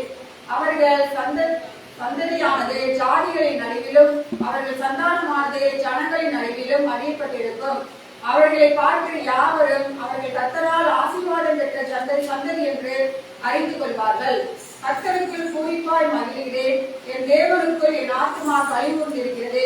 மணவாளன் ஆபரணங்களினால் தன்னை அலங்கரித்துக் கொள்கிறதற்கும் மணவாட்டின் நகைகளினால் தன்னை சிங்காரித்துக் கொள்கிறதற்கும் ஒப்பாக அவர் ரட்சிப்பின் வஸ்திரங்களை எனக்கு உடுத்தி நீதியின் சால்வை எனக்கு தரித்தார். சூரியன் பூண்டுகளை விளைவிப்பது போலவும் தோட்டம் தண்ணீர் விளைவிக்கப்பட்டவைகளை விளைவிப்பது போலவும் கர்த்தராகிய ஆண்டவர் எல்லா ஜாதிகளுக்கும் முன்பாக நீதியையும் துதியையும் விளைவிக்க பண்ணுவார். ஓகே, இது உலக ரட்சிப்புக்கான காரியத்துல கடைசி இதை பார்க்கிறோம். ஆக இந்த புறக்கணிக்கப்பட்டவர்களாய் இருக்கக்கூடிய நம்மளை குறித்து யாக்கோப்பு 2ஆம் அதிகாரம் 5வது வசனம் என்ன சொல்லிருச்சீங்க? இதுக்காக தான் நம்ம ஏசாயா 61 படிச்சோம். படிங்க 2ஆம் அதிகாரம் 5வது வசனம். என் பிரியமான சகோதரரை கேளுங்கள். தேவன் இவ்வுலகத்தின் தரித்திரரை விசுவாசத்தில் ஐஸ்வர்யவான்களாகும் தம்மிடத்தில் அன்பு கூறுகிறவர்களுக்கு தாம் வாக்குத்தத்தம் பண்ணின ராஜ்யத்தை சுதந்திரிக்கிறவர்களாகவும், அதாவது ராஜ்யத்தை சுதந்திரிக்கிறவங்க 1,44,000 பேர் ஆகவும் அப்படின்னு அர்த்தம். சரிங்களா? ஓகே. அப்ப அந்த வாக்குத்தத்தத்திற்குரிய சந்ததிக்குரிய ஒரு வாய்ப்புல நம்மளை உட்படுத்தணும்னா 1916 வரையும் உள்ள வாட்ச் டவர் பைபிள் மற்றும் ட்ராக் சொசைட்டி மற்றும் பைபிளுக்குரிய சத்தியத்துல மட்டும்தான் நம்ம உட்படணும். அதை இல்லாமல் தரித்திராவும் நம்ம ஆல்ரெடி இருக்கிறதுனால நம்மளுக்குரிய ராஜ்யத்தினுடைய காரியம் தெளிவாக என்ன பண்ணி வச்சிருக்கிறார், நமக்கு தான் அந்த முக்கியத்துவத்தை அங்க கொடுக்கிறார் அப்படிங்கறதை நம்ம பார்க்கணும். தொடர்ந்து வாசிங்க. நீங்களோ தரித்திரரை கனவீனம் பண்ணுகிறீர்கள், ஐஸ்வர்யவான்கள் அல்லவோ உங்களை ஒடுக்குகிறார்கள், அவர்கள் அல்லவோ உங்களை நியாயாசனங்களுக்கு முன்பாக இருக்கிறார்கள், உங்களுக்கு தரிக்கப்பட்ட நல்ல நாமத்தை அவர்கள் அல்லவோ துச்சிக்கிறார்கள். உன்னிடத்தில் நீ அன்பு கூறுவது போல பிறனிடத்திலும் அன்பு கூறுவாயாக என்று வேத வாக்கியம் சொல்லுகிற ராஜரீக பிரமாணத்தை நீங்கள் நிறைவேற்றினால் நன்மை செய்வீர்கள். பாருங்க, இந்த ராஜரீக பிரமாணத்தை நிராகரிச்சு தான் என்ன பண்றாங்க? பார்சியாலிட்டினா என்னது? பட்சபாதம். சரிங்களா? பட்சபாதத்தை பத்தி தான் இப்ப பார்த்துட்டு இருக்கிறோம். சரிங்களா? இது ஆதி சபையிலே நடந்திருக்கு. இன்னைக்கு விசேஷ விதமா இந்த கடைசி நாள்ல உள்ள லவோதிக்கேயா சபையில நிச்சயமாகவே நடக்கும். சரிங்களா? தொடர்ந்து வாசிங்க. பட்சபாதம் உள்ளவர்களாய் இருப்பீர்களானால் பாவம் செய்து மீறினவர்கள் என்று நியாயப்பிரமாணத்தால் தீர்க்கப்படுவீர்கள். எப்படி எனில் ஒருவன் நியாயப்பிரமாணம் முழுவதையும் கை கொண்டிருந்தும் ஒன்றிலே தவறினால் எல்லாவற்றிலும் குற்றவாளியாய் இருப்பான். ஏனென்றால் விபச்சாரம் செய்யாதிருப்பாயாக என்று சொன்னவர் கொலை செய்யாதிருப்பாயாக என்றும் சொன்னார். ஆதலால் நீ விபச்சாரம் செய்யாமல் இருந்தும் கொலை செய்தாயானால் நியாயப்பிரமாணத்தை மீறினவன் ஆவாய். ஓகே, இப்ப இவ்வளவும் சொல்லிவிட்டு கொலை செய்தவன் அப்படின்னு ஒரு குற்றவாளிய யார சொல்லிட்டு இருக்காரு தெரியுங்களா? இந்த இடத்துல கொலை செய்யாதிருப்பாயாகன்னு சொல்லி யார சொல்லிட்டு இருக்காரு தெரியுங்களா? இந்த பட்சபாதம் பண்றவங்களை பார்த்துதான். ஏன்னு சொல்லுங்க. உன் சகோதரனுக்கு எதிராக நீ பொய் சாட்சி சொன்னாக்க அது என்னது? கொலைக்கு. சரிங்களா? மத்தேயு 5ஆம் அதிகாரத்துல 20 பார்க்கிறோம். கொலை செய்யாதிருப்பாயாக.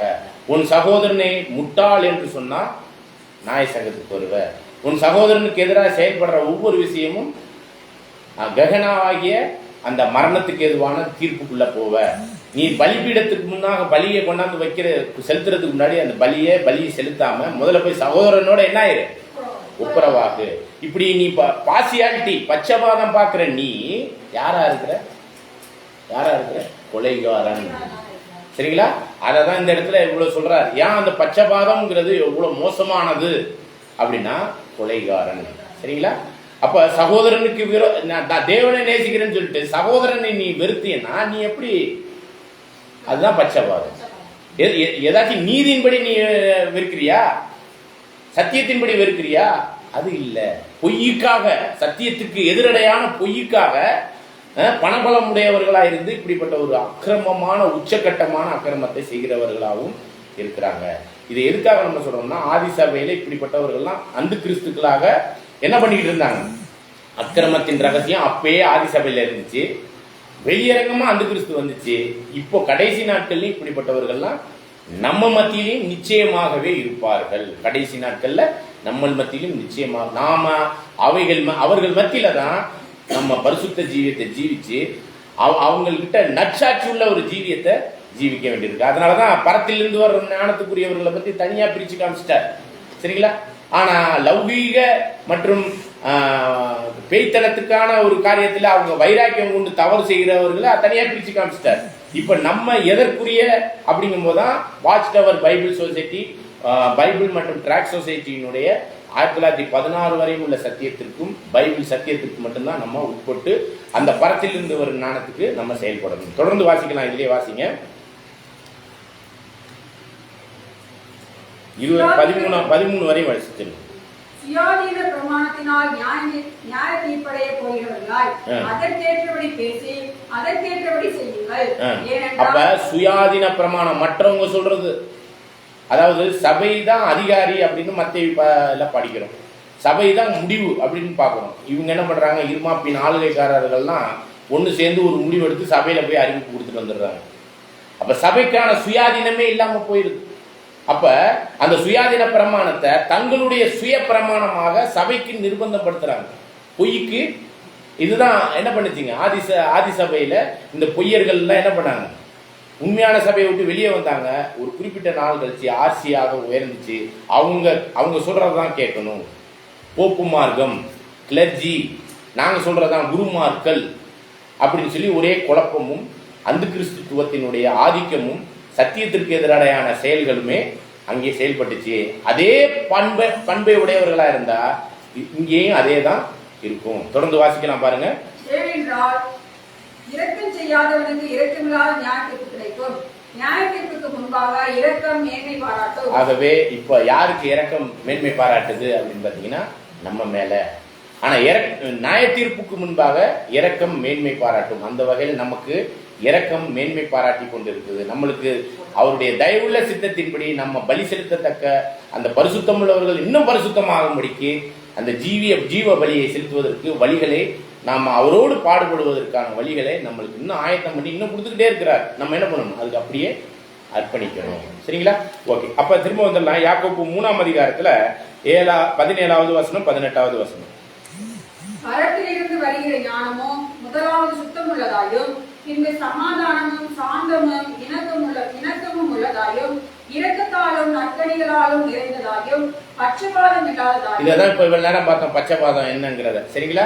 அப்ப ஒடுக்கப்பட்டவர்களை ஆதரிக்கணும் ஒழிஞ்சு உயர்ந்தவர்களை நிராகரிக்கணும்னு சொல்லல. ஆனா ஒடுக்கப்பட்டவர்களை நீங்க ஆதரிக்கணும். அவங்கள பட்சபாதம் பார்க்க கூடாது. பட்சபாதம் பார்க்காதவர்களாயும் அப்புறம் என்ன இருக்கு?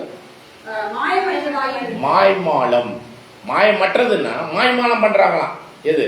பரத்திலிருந்து வராத ஞானம், லௌகீக ஞானம். சரிங்களா? அப்ப இது என்னது? மாய்மாலம் பண்ணக்கூடிய ஒரு ஞானமாக இருந்துடக்கூடாது. ஆனா மாய்மாலம் மற்றதுதான் பரத்தில் இருந்து வந்த ஞானம். இந்த மாய்மாலங்கிறது என்னது? மத்தேயு 7ஆம் அதிகாரம் 21 to 23 வசனங்கள் வரை.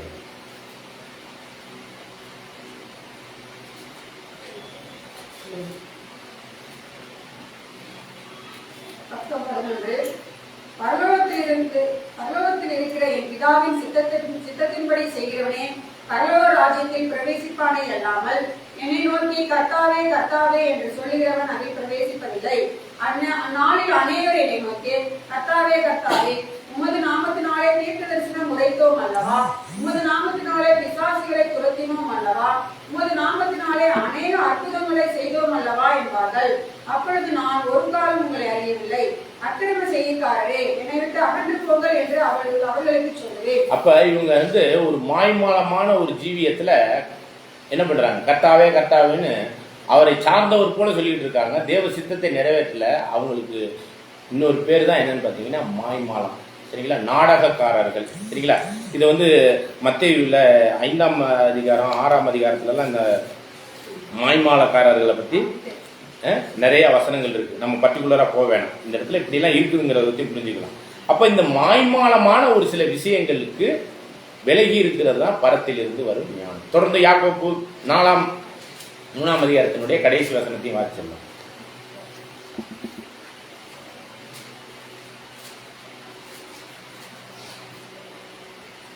நீதியாகிய கனியானது சமாதானத்தை நடப்பிக்கிறவர்களாலே சமாதானத்திலே விதைக்கப்படுகிறது.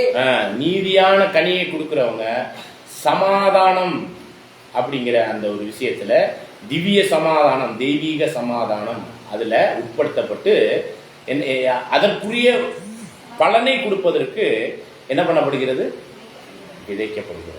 சரிங்களா, ஆகவே நாம் எப்படிப்பட்ட ஒரு காரியத்திற்கு உட்பட்டிருக்கிறோம், இப்படிப்பட்ட பாலாக்கும் அருவருக்குரிய ஒரு விஷயத்தை பிரிச்சு பார்த்துருக்கிறோம். இப்ப நல்லா புரிஞ்சுக்கணும், இது நம்மளுக்குள்ளேயே அங்கேயாச்சும் இருக்கும், அந்த போலியான ஒரு விஷயம் நம்மளுக்குள்ளே எங்கேயாச்சும் இருக்கும். அதை பிரிச்சு பார்த்து எது உண்மை எது பொய்ங்கிறத நாம என்ன பண்ணிக்கணும், கண்டுபிடிச்சுக்கணும். நம்ம எதற்குள்ளாக இருக்க வேண்டும் அப்படிங்கிறதையும் இன்னொரு வசனத்தின் மூலமா பார்க்கலாம். பாருங்க, எபேசியர் 4ஆம் அதிகாரம் 1 முதல் 4 வசனம் 6 வசனத்தை படிக்கும். எபேசியர் 4ஆம் அதிகாரம் 1 முதல் 6 வசனம். ஆதலால் கர்த்தர் நிமித்தம் கட்டுண்டவனாகிய நான் உங்களுக்கு சொல்லுகிற புத்தியனது, நீங்கள் அழைக்கப்பட்ட அழைப்புக்கு பாத்திரவான்களாய் நடந்து மிகுந்த மனத்தாழ்மையும் சாந்தமும் நீடிய பொறுமையும் உடையவர்களாய் அன்பினால் ஒருவரை ஒருவர் தாங்கி சமாதான கட்டினால் ஆவியின் ஒருமையை காத்துக் கொள்வதற்கு ஜாக்கிரதையாயிருங்கள். உங்களுக்கு உண்டான அழைப்பினாலே நீங்கள் ஒரே நம்பிக்கைக்கு அழைக்கப்பட்டது போல ஒரே சரீரமும் ஒரே ஆவியும் உண்டு, ஒரே கர்த்தரும் ஒரே விசுவாசமும் ஒரே ஞானஸ்நானமும் எல்லாருக்கும் ஒரே தேவனும் பிதாவும் உண்டு. அவர் எல்லார் மேலும் எல்லாரோடும் எல்லாருக்குள்ளும் இருக்கிறவர்.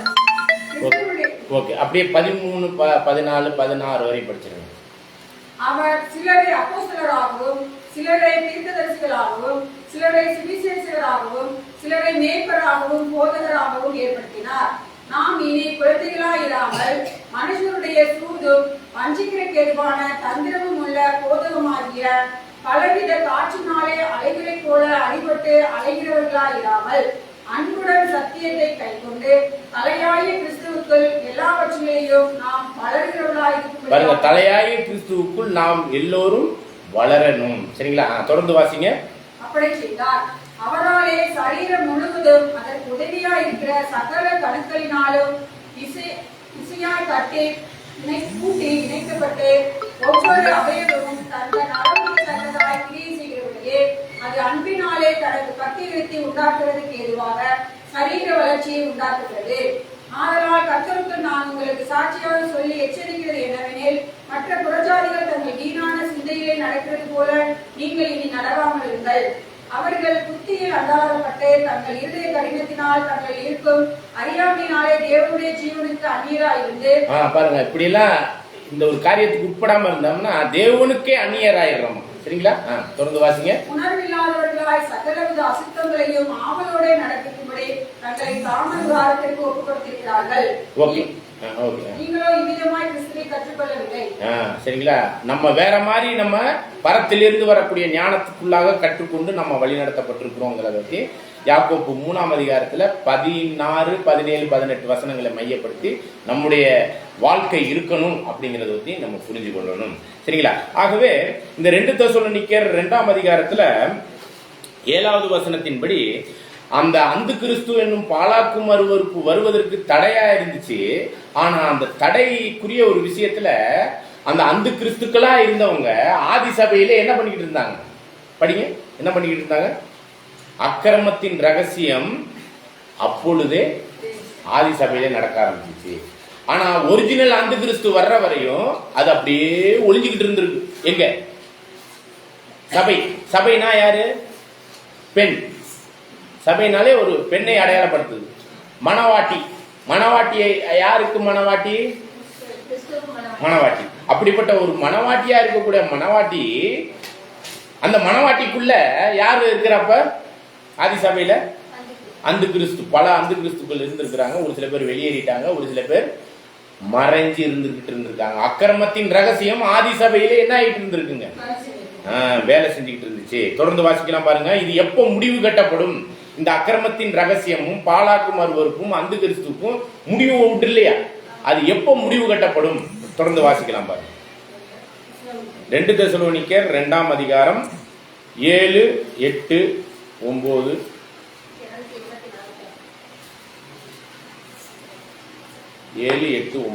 அக்கிரமத்தின் ரகசியம் இப்பொழுதே கிரியை செய்கிறது. ஆனாலும் தடை செய்கிறவன் நடுவிலிருந்து நீக்கப்படும் முன்னே அது வெளிப்படாது. நீக்கப்படும் போதே அந்த அக்கிரமக்காரன் வெளிப்படுவான். அந்த அக்கிரமக்காரன் தான் யாரு? சின்ன கொம்பு 666 அந்த கிறிஸ்து போப்பு மார்க்கம். அவனை கர்த்தர் தம்முடைய வாயின் சுவாசத்தினாலே அடித்து தம்முடைய வருகையின் பிரசன்னத்தினாலே நாசம் பண்ணுவார். இப்ப இந்த பாலாக்கும் அருவருப்பா இருக்கிற அந்த கிறிஸ்துவாகி 666 எப்ப முழு அழிவுக்குள்ள கொண்டு போவார் அப்படின்னா, ஆண்டவருடைய 2ஆம் வருகைக்கு முன்பாகவே அவருடைய வாயின் சுவாசமாகிய வசனம் பைபிளை வச்சு ஒரு அடி கொடுத்துருவார். அந்த ஒரு பெரிய அடி எதுன்னு பாத்தீங்கன்னா, மார்ட்டின் லூத்தர் புரோட்டஸ்டன்ட் அமைப்பை இயக்குனார் இல்லையா? அப்பையில ஒரு பெரிய அழிவுக்குரியதுவான ஒரு அடி இந்த ஆர்சி அப்படிங்கிற அந்த அமைப்புக்கு ஏற்பட்டுச்சு. சரிங்களா? அதுக்கப்புறம் அப்படியே விட்டாச்சு. ஏறக்குறைய 500 வருஷம் ஆச்சு. 1517 இருந்து தான் இந்த மார்ட்டின் லூத்தர் புரோட்டஸ்டன்ட் அமைப்பை இயக்க ஆரம்பிச்சார் ஜெர்மனில இருந்து. அதுல ஒரு பெரிய அடி விழுந்துச்சு ஆர்சி. ஆனா இன்னைக்கு அழிஞ்சு போச்சா ஆர்சி? இல்ல. ஆனா எப்பதான் அழிய போகுது அப்படின்னு பாத்தீங்கன்னா, வாயின் சுவாசத்துல ஒரு அடி விழுவும். ஆனா வருகையின் பிரசனம் அவர் வந்திருக்கும் பொழுதுதான், 2ஆம் வருகையில் 1000 வருட அரசாட்சியை செய்து கொண்டிருக்கும் பொழுதுதான் யாருக்கு அழிவு உண்டாகும்? இந்த அண்டு கிறிஸ்துவுக்கு. சரிங்களா? அப்ப அவனுக்கான முடிவு எப்பன்னா, ஆண்டவர் 2ஆம் வருகையில வந்தாதான் முடிவு. ஆனா வர்றதுக்கு முன்னாடி யார் வந்துருவா? ஆண்டவருடைய 2ஆம் வருகை 1000 வருட அரசாட்சி முன்பாக யார் வந்துருவா? அந்த கிறிஸ்து வந்துருவா. ஆனா அவனுக்கான அழிவு எப்ப? ஆண்டவர் 2ஆம் வருகையில வந்த பிறகுதான் அவனுக்கான அந்த 1000 வருட அரசாட்சியில அவர் எல்லா அதிகாரங்களையும் தன் கண்ட்ரோலுக்குள்ள எடுப்பார். அப்படி எடுக்கும்போது இந்த பேர் கிறிஸ்தவ மார்க்கம், உலகம், மாமிசம், சாத்தான், விழுந்து போன தூதர்கள், சமுதாயம், பொருளாதாரம், அரசியல், மதம் எல்லாத்தையும் தன்னுடைய கண்ட்ரோல்ல ஒண்ணா எல்லாத்தையும் தன்னுடைய கண்ட்ரோல் எடுப்பார். சரிங்களா? அப்ப கடைசி சத்துரு யார்? அதுல 1 கொரிந்தியர் 15 படிக்கிறோம். மரணத்தை, அதை செத்தவங்க அத்தனை பேருக்கும் உயிரடைய வைத்திருவார். உயிரடைந்து வந்த பிறகு அவங்களுக்கு உயிர்த்தெழுதலின் பாத்திரவான்களாகும்படிக்கு அந்த வாய்ப்பையும் ஏற்படுத்தி கொடுத்துருவார். சரிங்களா? அதுதான் ஆண்டவருடைய அந்த 1000 வருட அரசாட்சியினுடைய திட்டம். அதெல்லாம் நம்ம பின்னாடி பார்க்கணும். இப்ப இந்த அந்த கிறிஸ்து என்கிற பாலாக்கும் அருவருப்புக்குரிய ஒரு முடிவு கட்டுதல் அப்படிங்கிற ஒரு விஷயத்த இன்னொரு வசனத்தோட நம்ம ஒப்பிட்டு பார்த்துக்கலாம். தானியேல் 7ஆம் அதிகாரம் 23, 24, 25, 26. அவன் எப்படி செயல்படுவான், எத்தனை நாளுக்கு அவன் அந்த அக்கிரமத்தினுடைய காரியத்தை செய்வான், அவனுக்கு முடிவு எப்ப கட்டப்படும், யார் அந்த முடிவை கட்டுவாங்க? படிக்கலாம். 1041 7ஆம் அதிகாரம் 24. அந்த 10 கொம்புகள் என்னவென்றால், 23 அவன் சொன்னது, 4ஆம் மிருகம் பூமியிலே உண்டாகும் 4ஆம் ராஜ்யமா, அது எல்லா ராஜ்யங்களை பார்க்கிலும் வேறாயிருந்து பூமியை எல்லாம் பட்சித்து அதை மிதித்து அதை நொறுக்கி போடும். அப்ப 4ஆம் ராஜ்யம் தான் என்ன ராஜ்யம்? ரோம ராஜ்யம். 7 தலை 10 கொம்புள்ள இரும்பு பற்களை உடைய அந்த ராஜ்யம். இரும்புனாலே அது யாரை படிக்குது? இரும்பு போன்ற உரம் உள்ளதுன்னு பார்த்தோம். அந்த இரும்பு யாரு? ரோம ராஜ்யம். தொடர்ந்து வாசிங்க.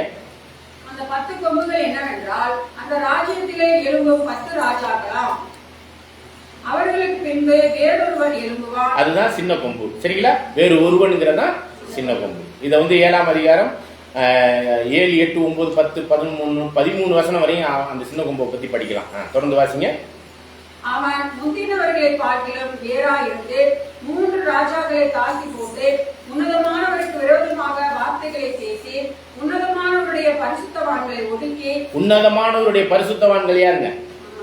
144,000 பேரை ஒடுக்குவான். எத்தனை நாளைக்கு ஒடுக்குவான்னு கூட இந்த இடத்துல வசனம் இருக்கு. இந்த சின்ன கொம்பு தான் அதை பண்ணுவான். அந்த சின்ன கொம்பு தான் யாரு? சின்ன கொம்பு மிருகம் தான் ரோமராஜ்யம். அந்த கொடூரமான மிருகம். சின்ன கொம்பு எதுனா அதுதான் 666 ஆகிய அந்து கிறிஸ்து. சரிங்களா? அதுக்கு மிருகம்னு இன்னொரு பேர் கூட இருக்குது, இல்லைன்னா சொல்லல. அதுக்கு அந்த ரோம ராஜ்யத்துக்கு வலுசருப்பம்னு பேரு, இந்த சின்ன கொம்புக்கு மிருகம் என்று பேர். இதெல்லாம் வசனத்துல வெளிப்படுத்தலையும் இருக்கு. தொடர்ந்து வாசிக்கலாம் பாருங்க. பாருங்க, இந்த சின்ன கொம்பாகி அந்து கிறிஸ்து அந்த போப்பு மார்க்கத்தினுடைய 666 என்ற ஒரு மனுஷீக எண்ணிக்கையை உடையவன் என்ன பண்ணுவான்னா, காலம் பிரமாணத்தை தெய்வீக சட்டங்களை எல்லாம் மாத்தி பாலாக்கும் அருவருப்புக்குரிய ஒரு விஷயத்தை ஸ்தாபித்து அன்றாட வழியை நீக்கிவிட்டு தேவனுக்கு எதிரான சட்ட திட்டங்களுக்கு எல்லாம் அவன் ஒரு சட்டத்தை கொண்டாந்து பொய்யான மார்க்கத்தை உருவாக்கிடுவான். சில வழிபாடு ஓகேம்மா, எல்லா பிரமாணங்களையும் தேவனுக்கு எதிராக திருப்பலிங்கிறத ஆண்டவர் 2000 வருஷத்துக்கு முன்னாடி சிலுவையில் முடிச்சதை தினந்தோறும் பலி அப்படின்னு கொண்டு வந்து செய்வாங்க. இது மாதிரி அநேக தவறான போதனைகளையும் கட்டளைகளையும் கொண்டாடுவான். அப்புறம் என்னது, காலத்தையும் மாத்திடுவான். இன்னைக்கு பாருங்க, உலகமே நியூ இயர் கொண்டாடுதா? அது யாருடையது? அந்த நியூ இயர் கொண்டாடுற அந்த வருஷம் கிரிகோரியன் காலண்டர், ரோமர்களுடைய காலண்டர். ஜனவரி, பிப்ரவரி, மார்ச், ஏப்ரல், ஜூன், ஜூலை, ஆகஸ்ட். ஜூலை ஆகஸ்ட்னா ஜூலியஸ் சீசர், அகஸ்ட் சீசர், டிசம்பர் தீரு சீசர். இதெல்லாம் அவங்களுடைய ராஜாக்களை பேரை வச்சு அந்த வருஷங்களை உருவாக்கி நம்மள முழு கிறிஸ்தவத்தையும் அல்ல, இந்துக்களை அல்ல, முஸ்லீம்ல அல்ல, எல்லா உலகத்தையும் நியூ இயர் கிறிஸ்துமஸ் கொண்டாட வச்சுட்டானால. நியூ இயர் எல்லாம் அன்னைக்கு நைட்டு பாத்தீங்கன்னா ரோட்ல போய் பாத்தீங்கன்னா கிறிஸ்தவர்களை காட்டிலும் யார் அதிகமா கொண்டாடுறது? எல்லா மதத்தாரும் கொண்டாடுற அளவுக்கு இந்த அந்த கிறிஸ்துவ அமைப்பால் இயக்கப்பட்ட இந்த நியூ இயர் எல்லாரும் செயல்படுறதே ப்ரூஃப் என்னன்னா, காலத்தை மாத்திட்டான், பிரமாணத்தை மாத்திட்டான். அப்புறம் பரிசுத்தவான்களை எத்தனை காலங்களுக்கு ஒடுக்குவான் அப்படின்னா, ஆண்டவருடைய 2ஆம் வருகை 1000 வருட அரசாட்சிக்கு முன்பாக 3½ வருடம். இது திருவிவிலியத்துல 3½ வருடம் இருக்கு. இங்க நம்மளுடைய இந்த பைபிள்ல எப்படி இருக்கு? காலம், காலங்கள், அரைக்காலம்னா 3½ வருடம். தொடர்ந்து வாசிங்க. அவர்கள் ஒரு காலமும் காலங்களும் அரைக்காலமும் செல்லும் மட்டும் அவன் கையில் ஒப்பு கொடுக்கப்படுவார்கள். ஆனாலும் நியாய சங்கம் உட்காரும். பாருங்க, இப்படி இதெல்லாம் 3½ வருஷம் ஆகி 1260 நாள் அளவும் 42 மாதம் அளவும் அவன் செயல்படுவான். பரிசுத்தவான்களை ஒடுக்குவான். இதெல்லாம் வசனம் வெளிப்படுத்தல் 13ஆம் அதிகாரத்திலையும் இருக்கு. 5, 6, 7, 8 வசனத்துல படிக்க போனீங்கன்னா. அதே மாதிரி வெளிப்படுத்தல் 12ஆம் அதிகாரம் 6வது வசனத்திலே இருக்கு 1260 நாள் அளவு. இது எல்லாமே 42 மாசம், 1260 நாள், 3½ வருடம்னால யாருடைய ஆட்சி காலம்? அந்த கிறிஸ்துவினுடைய அந்த சின்ன கொம்பினுடைய ஆட்சி காலம். இதெல்லாம் எப்ப நடக்கும்னா, நாய சங்கம் உட்கார்றதுக்கு முன்னாடி. அப்ப நாய சங்கம் உட்கார்றதுன்னா என்ன? நியாய தீர்ப்பு கொடுக்கக்கூடிய நியாய தீர்ப்பின் நாளாகிய 1000 வருட அரசாட்சி. ஆண்டவர் 2ஆம் வருகையில் வந்தால்தான் நியாய தீர்ப்பு. அந்த நியாய தீர்ப்பு ஒரு நாள்ல நடக்கும்னு 2 பேதுரு 3ஆம் அதிகாரத்துல 5 முதல் 7, 8, 9, 10, 11 வசனத்துல வாசிக்கிறோம். அதனுடைய அந்த நியாய தீர்ப்பின் நாள் ஒரு நாள் 1000 வருடம். அந்த 1000 வருட அரசாட்சியில வெளிப்படுத்தல் 20 நாளின்படி சபையும் சேர்ந்து போய் இங்க நியாய தீர்ப்பு பண்ணும். இப்படி நியாய சங்கம் உட்காரும்னா, கிறிஸ்து 2ஆம் வருகையில வந்து 1000 வருட அரசாட்சி நியாய சங்கத்தின் நியாய தீர்ப்பின் நாளை ஸ்டார்ட் பண்ணுவார். அப்பையில இந்த அந்த கிறிஸ்துவுக்கு என்ன நடக்கும்னு பாருங்க. நியாய சங்கம் உட்காரும். அப்பொழுது முடிவு பரியந்தம் அவனை சந்தரிக்கும்படியாக. எவனை? சின்ன கொம்ப அந்த கிறிஸ்துவ 666. அப்ப அவனுக்கு அவன் முடிவு கட்டுறது எப்ப? ஆண்டவருடைய 2ஆம் வருகை நியாய தீர்ப்பின் நாளுக்கு முன்னாடியா, அந்த நியாய சங்கம் உட்கார்ந்த பிறகு? உட்கார்ந்த பிறகு 1000 வருட அரசாட்சியில தான், ஆண்டவருடைய 2ஆம் வருகை 1000 வருட அரசாட்சியில தான் அவனுக்கு முடிவு கட்டப்படும். ஓகேங்களா? அப்ப அதுக்கு முன்னாடி அவன் வந்து 3½ வருடத்துக்குரிய 1260 நாளும் 1260 வருடங்களாக எசேக்கியேல் 4ஆம் அதிகாரம் 1 முதல் 6 வசனத்துல ஒரு நாள் ஒரு வருஷத்துக்கு சமங்கிற அளவுக்கு 1260 நாள் அளவும் அவன் ஆதிக்கம் பண்ணுவான். தொடர்ந்து வாசிக்கலாம்.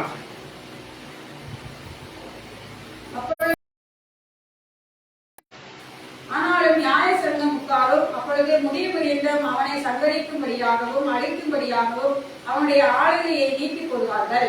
வானத்தின் கீழெங்கும் உள்ள ராஜ்யங்களின் ராஜரீகமும் ஆளுகையும் மகத்துவமும் உன்னதமானவருடைய பரிசுத்தவான்களாகிய ஜனங்களுக்கு கொடுக்கப்படும். பாருங்க, அந்த முழு அதிகாரத்துக்குரிய 1000 வருட அரசாட்சியில இந்த முழு அதிகாரத்துக்குரிய அந்த சபை வாய்ப்பு போய் உட்கார்றது எப்பன்னா, இந்த அந்த கிறிஸ்துவுக்கு முடிவு கட்டின பிறகு.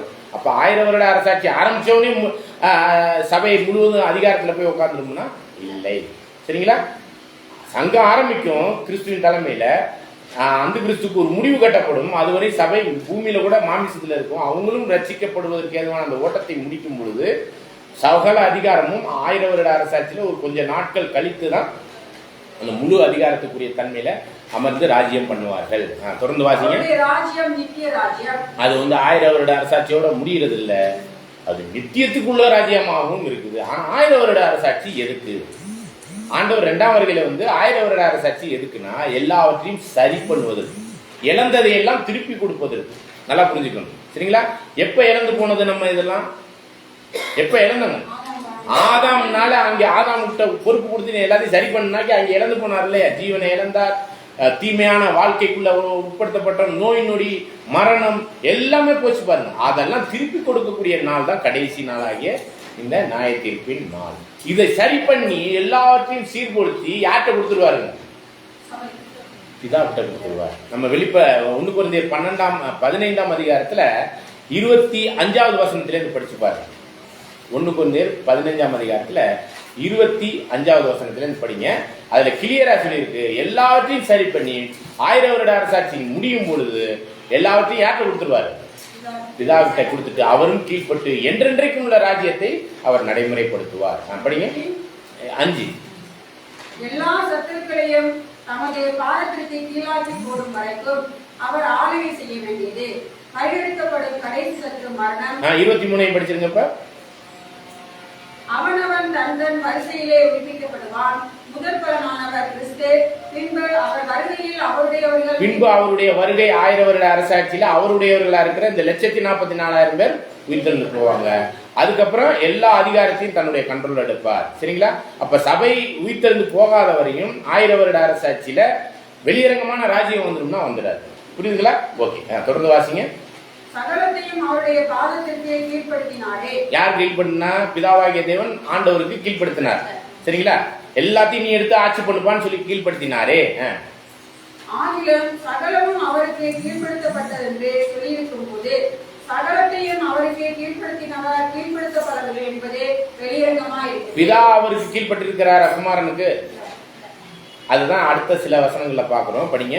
சகலமும் அவருக்கு கீழ்பட்டிருக்கும் போது தேவனே சகலத்திலும் சகலமுமாய் இருப்பதற்கு குமாரன் தாமும் தமக்கு சகலத்தையும் கீழ்படுத்தினவருக்கு கீழ்பட்டிருப்பார். மேலும் மரித்தோர் உயிர்த்தெழுந்தார். அப்ப இதுதான் என்னன்னு பாக்குறோம்னா, இந்த ஒரு விஷயத்துல அந்த பாலாக்கு மறுவருக்குரிய அந்த கிறிஸ்துவுக்கு எப்ப முடிவு கட்டப்படும்னா, சபை பூமியில ஆண்டவர் 2ஆம் வருகையில வந்த பிறகு சபை பூமியில மாமிசத்துல இருக்கும். அவங்க செயல்படுவாங்க, அவங்க ஓட்டத்தை ஓடிக்கிட்டு இருப்பாங்க. ஓடி முடிக்கிறதுக்கு முன்பாக இந்த அந்த கிறிஸ்துவுக்கு ஒரு முடிவு கட்டப்படும். அதற்கு முன்பாக ஆண்டவர் 2ஆம் வருகையில வந்துருவார். 1000 வருட அரசாட்சியை பண்ணி கொண்டிருப்பார். அந்த கிறிஸ்துக்கு முடிவு கட்டுவார். சபையை வச்சுதான் முடிவு கட்டுவார். முடிவு கட்ட பிறகு எல்லாவற்றையும் செயல்படுத்தி பிதாக்கிட்ட ஒப்பு கொடுத்துட்டு சதா காலத்துக்குரிய ராஜ்யத்தை சபையும் கிறிஸ்துவும் சேர்ந்து செய்வாங்க. சரிங்களா? இதுதான் சத்தியத்தில் உள்ள ஒரு மிக முக்கியமான ஒரு விஷயம். இப்ப நம்ம என்ன பார்த்துருக்கிறோம்னா, இந்த அந்த கிறிஸ்துங்கிறவன் யாருங்கிறதெல்லாம் ஓரளவு நம்ம கண்டுபிடிச்சிட்டோம். இன்னும் தீர்க்க தரிசனமா இருக்கக்கூடிய ஒரு சில விஷயத்துல, வெளிப்படுத்தின விசேஷத்துல நம்ம உள்ள ஒரு சில வசனங்களை நம்ம பார்க்க இருக்கிறோம். அந்த ஒரு விஷயத்தை மட்டும் நம்ம டச் பண்ணிட்டு இன்னைக்கு பாடத்தை க்ளோஸ் பண்ணிக்கலாம். வெளிப்படுத்தின விசேஷம் 12ஆம் அதிகாரம் 1லிருந்து 6 வசனம்.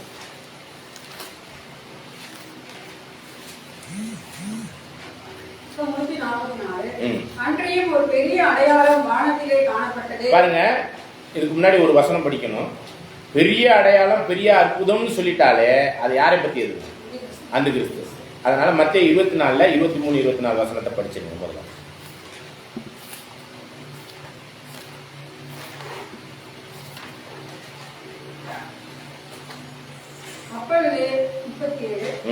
அப்பொழுது இதோ கிறிஸ்து இங்கே இருக்கிறார், அதோ அங்கே இருக்கிறார் என்று எவனாயும் சொன்னால் நம்பாதீர்கள். ஏனெனில் கள்ள கிறிஸ்துகளும் கள்ள தீர்க்கதரிசிகளும் எழும்பி கூடுமானால் தெரிந்து கொள்ளப்பட்டவர்களையும் வஞ்சிக்கத்தக்கதாக பெரிய அடையாளங்களையும் அற்புதங்களையும் செய்வார்கள். பெரிய அடையாளத்தையும் அற்புதத்தை யார் செய்வா? அந்த கிறிஸ்து, கள்ள கிறிஸ்துக்கள், கள்ள தீர்க்கதரிசிகள். அப்படிங்கும் போது பைபிள்ல வேற எங்கேயெல்லாம் பெரிய அடையாளம் பெரிய அற்புதம்னு வந்துச்சுன்னா அதை யாரை பத்தி தேவன் நம்மளுக்கு வெளிப்படுத்த போறாரு? சரிங்களா? இப்ப நம்ம வெளிப்படுத்த 12ஆம் அதிகாரம் முதல் வசனமே பெரிய அடையாளம்னு சொல்லிட்டாலே அது யாரை பத்தியது? அந்த கிறிஸ்து தான். தொடர்ந்து வாசிங்க. இப்ப அன்றையும் ஒரு பெரிய அடையாளம் வானத்திலே காணப்பட்டது. ஒரு ஸ்திரீ சூரியனை அணிந்திருந்தால் அவள் பாதங்களின் கீழே சந்திரனும் அவள் சிரசின் மேல் 12 நட்சத்திரங்கள் உள்ள கிரீடமும் இருந்தன. ஓகே, இது யார சொல்லலாம்? யார் இந்த ஸ்திரீ? சூரியனை ஆடையாவும் பாதத்துல நிலைமை உள்ள ஒரு ஸ்திரீ, கர்ப்பவதியா இருந்து குழந்தை பிறக்கிறதுக்கு ரெடியா இருக்கிறா. அவங்களுக்கு குழந்தை கூட பிறக்குது அந்த வசனங்களின் அடிப்படையில. அப்படின்னா இந்த ஸ்திரீ யாரா இருக்கும் அப்படின்னா நிறைய பேர் என்ன சொல்றாங்க? கன்னிமரியாள் அப்படின்னு சொல்றாங்க. சரிங்களா? ஒரு சில பேர் இது சபையா இருக்கும் அப்படின்னு சொல்றாங்க. அப்ப பிறந்த குழந்தை யாருங்கிற கேள்வி இருக்கு. சரிங்களா? அப்ப கன்னிமரியாள் சொன்னா இங்க வெளிப்படுத்தின விசேஷம் 1ஆம் அதிகாரம் 1-3 வசனத்துல படிச்சீங்கன்னா, இனிமேல் சம்பவிக்கவங்களை குறித்து நீ எழுதி வைன்னு சொல்லும்போது 96க்கு அப்புறம் தான் இந்த புத்தகமே எழுதப்பட்டது. கன்னிமரியாள் அதுக்கப்புறம் குழந்தை பெற்றுக்க போறாங்களா? அப்படி இல்லை. அப்ப இது கன்னிமரியாள் இல்லை. அப்ப பெண்ணுனாலே சூரியனையும் சந்திரனையும் ஆடையாகவும் பாதத்துல வச்சிருக்கும் போது சூரியன் அப்படிங்கிறதும் சந்திரன்ங்கிறதும், சூரியன்னா நீதியின் சூரியன், சத்தியம் புதிய ஏற்பாடு, அதனுடைய வெளிச்சத்தை வாங்கி கொடுக்கிறது சந்திரன் பழைய ஏற்பாடு. அப்படிப்பட்டவைகளை உடுத்தி இருக்கிற ஒரு பெண் கர்ப்பவதியா இருக்கிறா. 12 நட்சத்திரம் தலையில இருக்கு. நட்சத்திரம்னாலே வெளிப்படுத்தல் 1ஆம் அதிகாரம் 20வது வசனம் தேவ தூதர்கள் அப்போஸ்தலர்களை அடையாளப்படுத்துது. இப்படியாக சபையானது கர்ப்பவதியா இருக்குது. அப்ப கல்யாணத்துக்கு முன்னாடி எப்படிங்க கர்ப்பவதியா இருக்கும்? படிங்க படிங்க. அவள் கர்ப்பவதியாயிருந்து பிரசவ வேதனை அடைந்து பிள்ளை பெறும்படி வருத்தப்பட்டு அலறினாள். அப்பொழுது வேறொரு அடையாளம் வானத்திலே காணப்பட்டது. வேறொரு இன்னொரு அடையாளமும் வந்துச்சு. இதுதான் என்னன்னு பாருங்க. 7 தலைகளையும் 10 கொம்புகளையும் தன் தலைகளின் மேல் 7 முடிகளையும் உடைய சிவப்பான பெரிய வலுசற்பம் இருந்தது. இந்த பெரிய வலுசற்பம் அந்த பெண்ணுக்கு எதுக்கு இருக்குதுன்னா, இந்த பெரிய வலுசற்பம் தான் யாருன்னு பாக்கணும். 7 தலை 10 கொம்புனால யார் அது? ரோம ராஜ்யம். நல்ல கவனிங்க. ரோம ராஜ்யம் அந்த குழந்தையை முழுங்குறதுக்கு ரெடியா இருக்குது. நட்சத்திரங்கள்னா தேவ தூதர்கள் சத்தியத்தை சொல்றவங்க எல்லாம் கீழே தள்ளிடுச்சு. அந்த குழந்தையை முழுங்குறதுக்கு இருக்கு. யாருடைய குழந்தைய? அந்த பெண்ணினுடைய குழந்தை. பெண்ணினாலே நம்மளுக்கு என்ன தெரியும்? மணவாட்டி, சபை. அப்ப சத்தியத்தைக்குரிய அந்த சூரியன் புதிய ஏற்பாடையும் பழைய ஏற்பாடையும் உடைய 12 நட்சத்திரங்களையும் உடைய ஒரு பெண்ணுக்குள்ள ஒரு குழந்தை உருவாயிருக்கு. இந்த குழந்தை யாரு? சரிங்களா? அந்த குழந்தைய முழுங்கணும்னு ரெடியா இருக்குது. அதான் நம்ம தெசலோனிக்கேயர்ல படிக்கும்போது ஒரு வார்த்தை பார்த்தோம். அவன் வெளியரங்கம் ஆகாதபடி ஒன்று தடுத்துக்கிட்டு இருக்கு. அதுதான் என்னன்னு பார்த்தோம்? ரோமன் ராஜ்யம். இந்த ரோம ராஜ்யம் அந்த அந்து கிறிஸ்துங்கிறது எதுக்குள்ளதான் இருக்குது? சபைக்குள்ள, ஆதி சபைக்குள்ள இருந்துச்சு. அது பிறக்க விடாம தடுத்துக்கிட்டு இருந்தது யாருங்க? இந்த ரோம ராஜ்யம். ஆனா ஒரு குறிப்பிட்ட ஸ்டேஜ் ஆனவன இந்த குழந்தை பிறந்துருச்சு. பிறந்த உடனே அந்த குழந்தையை இந்த மிருகம் 7 தலை 10 கொம்புள்ள மிருகம் முழுங்க முடியல. ஆனா அழிக்கணும்னு நினைச்சிச்சு அந்த குழந்தைய. அதான் அந்த கேட்டின் மகனாகிய பாவ மனுஷன் வெளிப்பட்ட அளவுலயே அந்த நாள் வராது. அவனை தடுத்து கொண்டிருக்கிறது என்னதென்று உங்களுக்கு தெரியும். அவன் ஏற்ற காலத்துல வந்துருவான் அப்படிங்க. அந்த தடுத்துக்கிட்டு இருந்தது யாருன்னா ரோம ராஜ்யம். அந்த ரோம ராஜ்யத்தினுடைய கீழாக சபையும், சபைக்குள்ள அந்த கிறிஸ்துவும், அது என்னது அக்கிரமத்தின் ரகசியம் அப்படியே கருவுருவாகி அப்படியே வளர்ந்துட்டு வருது.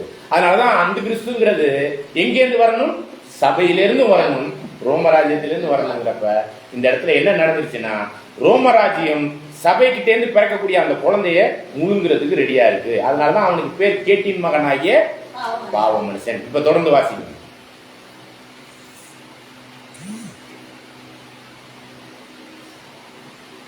அப்பொழுது வேறொரு அடையாளம் வானத்திலே காணப்பட்டது. 7 தலைகளையும் 10 கொம்புகளையும் தன் தலைகளின் மேல் 7 முடிகளையும் உடைய சிவப்பான பெரிய வலுசற்பம் இருந்தது. அதன் வால் வானத்தின் நட்சத்திரங்களில் 3 பங்கை இழுத்து அவைகளை பூமியிலே விழத்தள்ளிற்று. பிரசவ வேதனைப்படுகிற அந்த ஸ்திரீ பிள்ளை பெற்ற உடனே அவளுடைய பிள்ளையை பட்சித்துக் கொள்ளும்படிக்கு அந்த வலுசற்பம் அவளுக்கு முன்பாக நின்றது. சகல ஜாதிகளையும் இருப்புக்கோளால் ஆளுகை செய்யும் ஆண் பிள்ளையை அவள் பெற்றாள். பாருங்க, சகல ஜாதிகளையும் ஆளும் இரும்பு கோலை உடைய ஒரு மகனை அந்த பெண் பெற்றாள். அப்படிங்கும்போது இந்த பெண் பெற்ற அந்த குழந்தை என்ன ஆச்சுன்னு பாருங்க.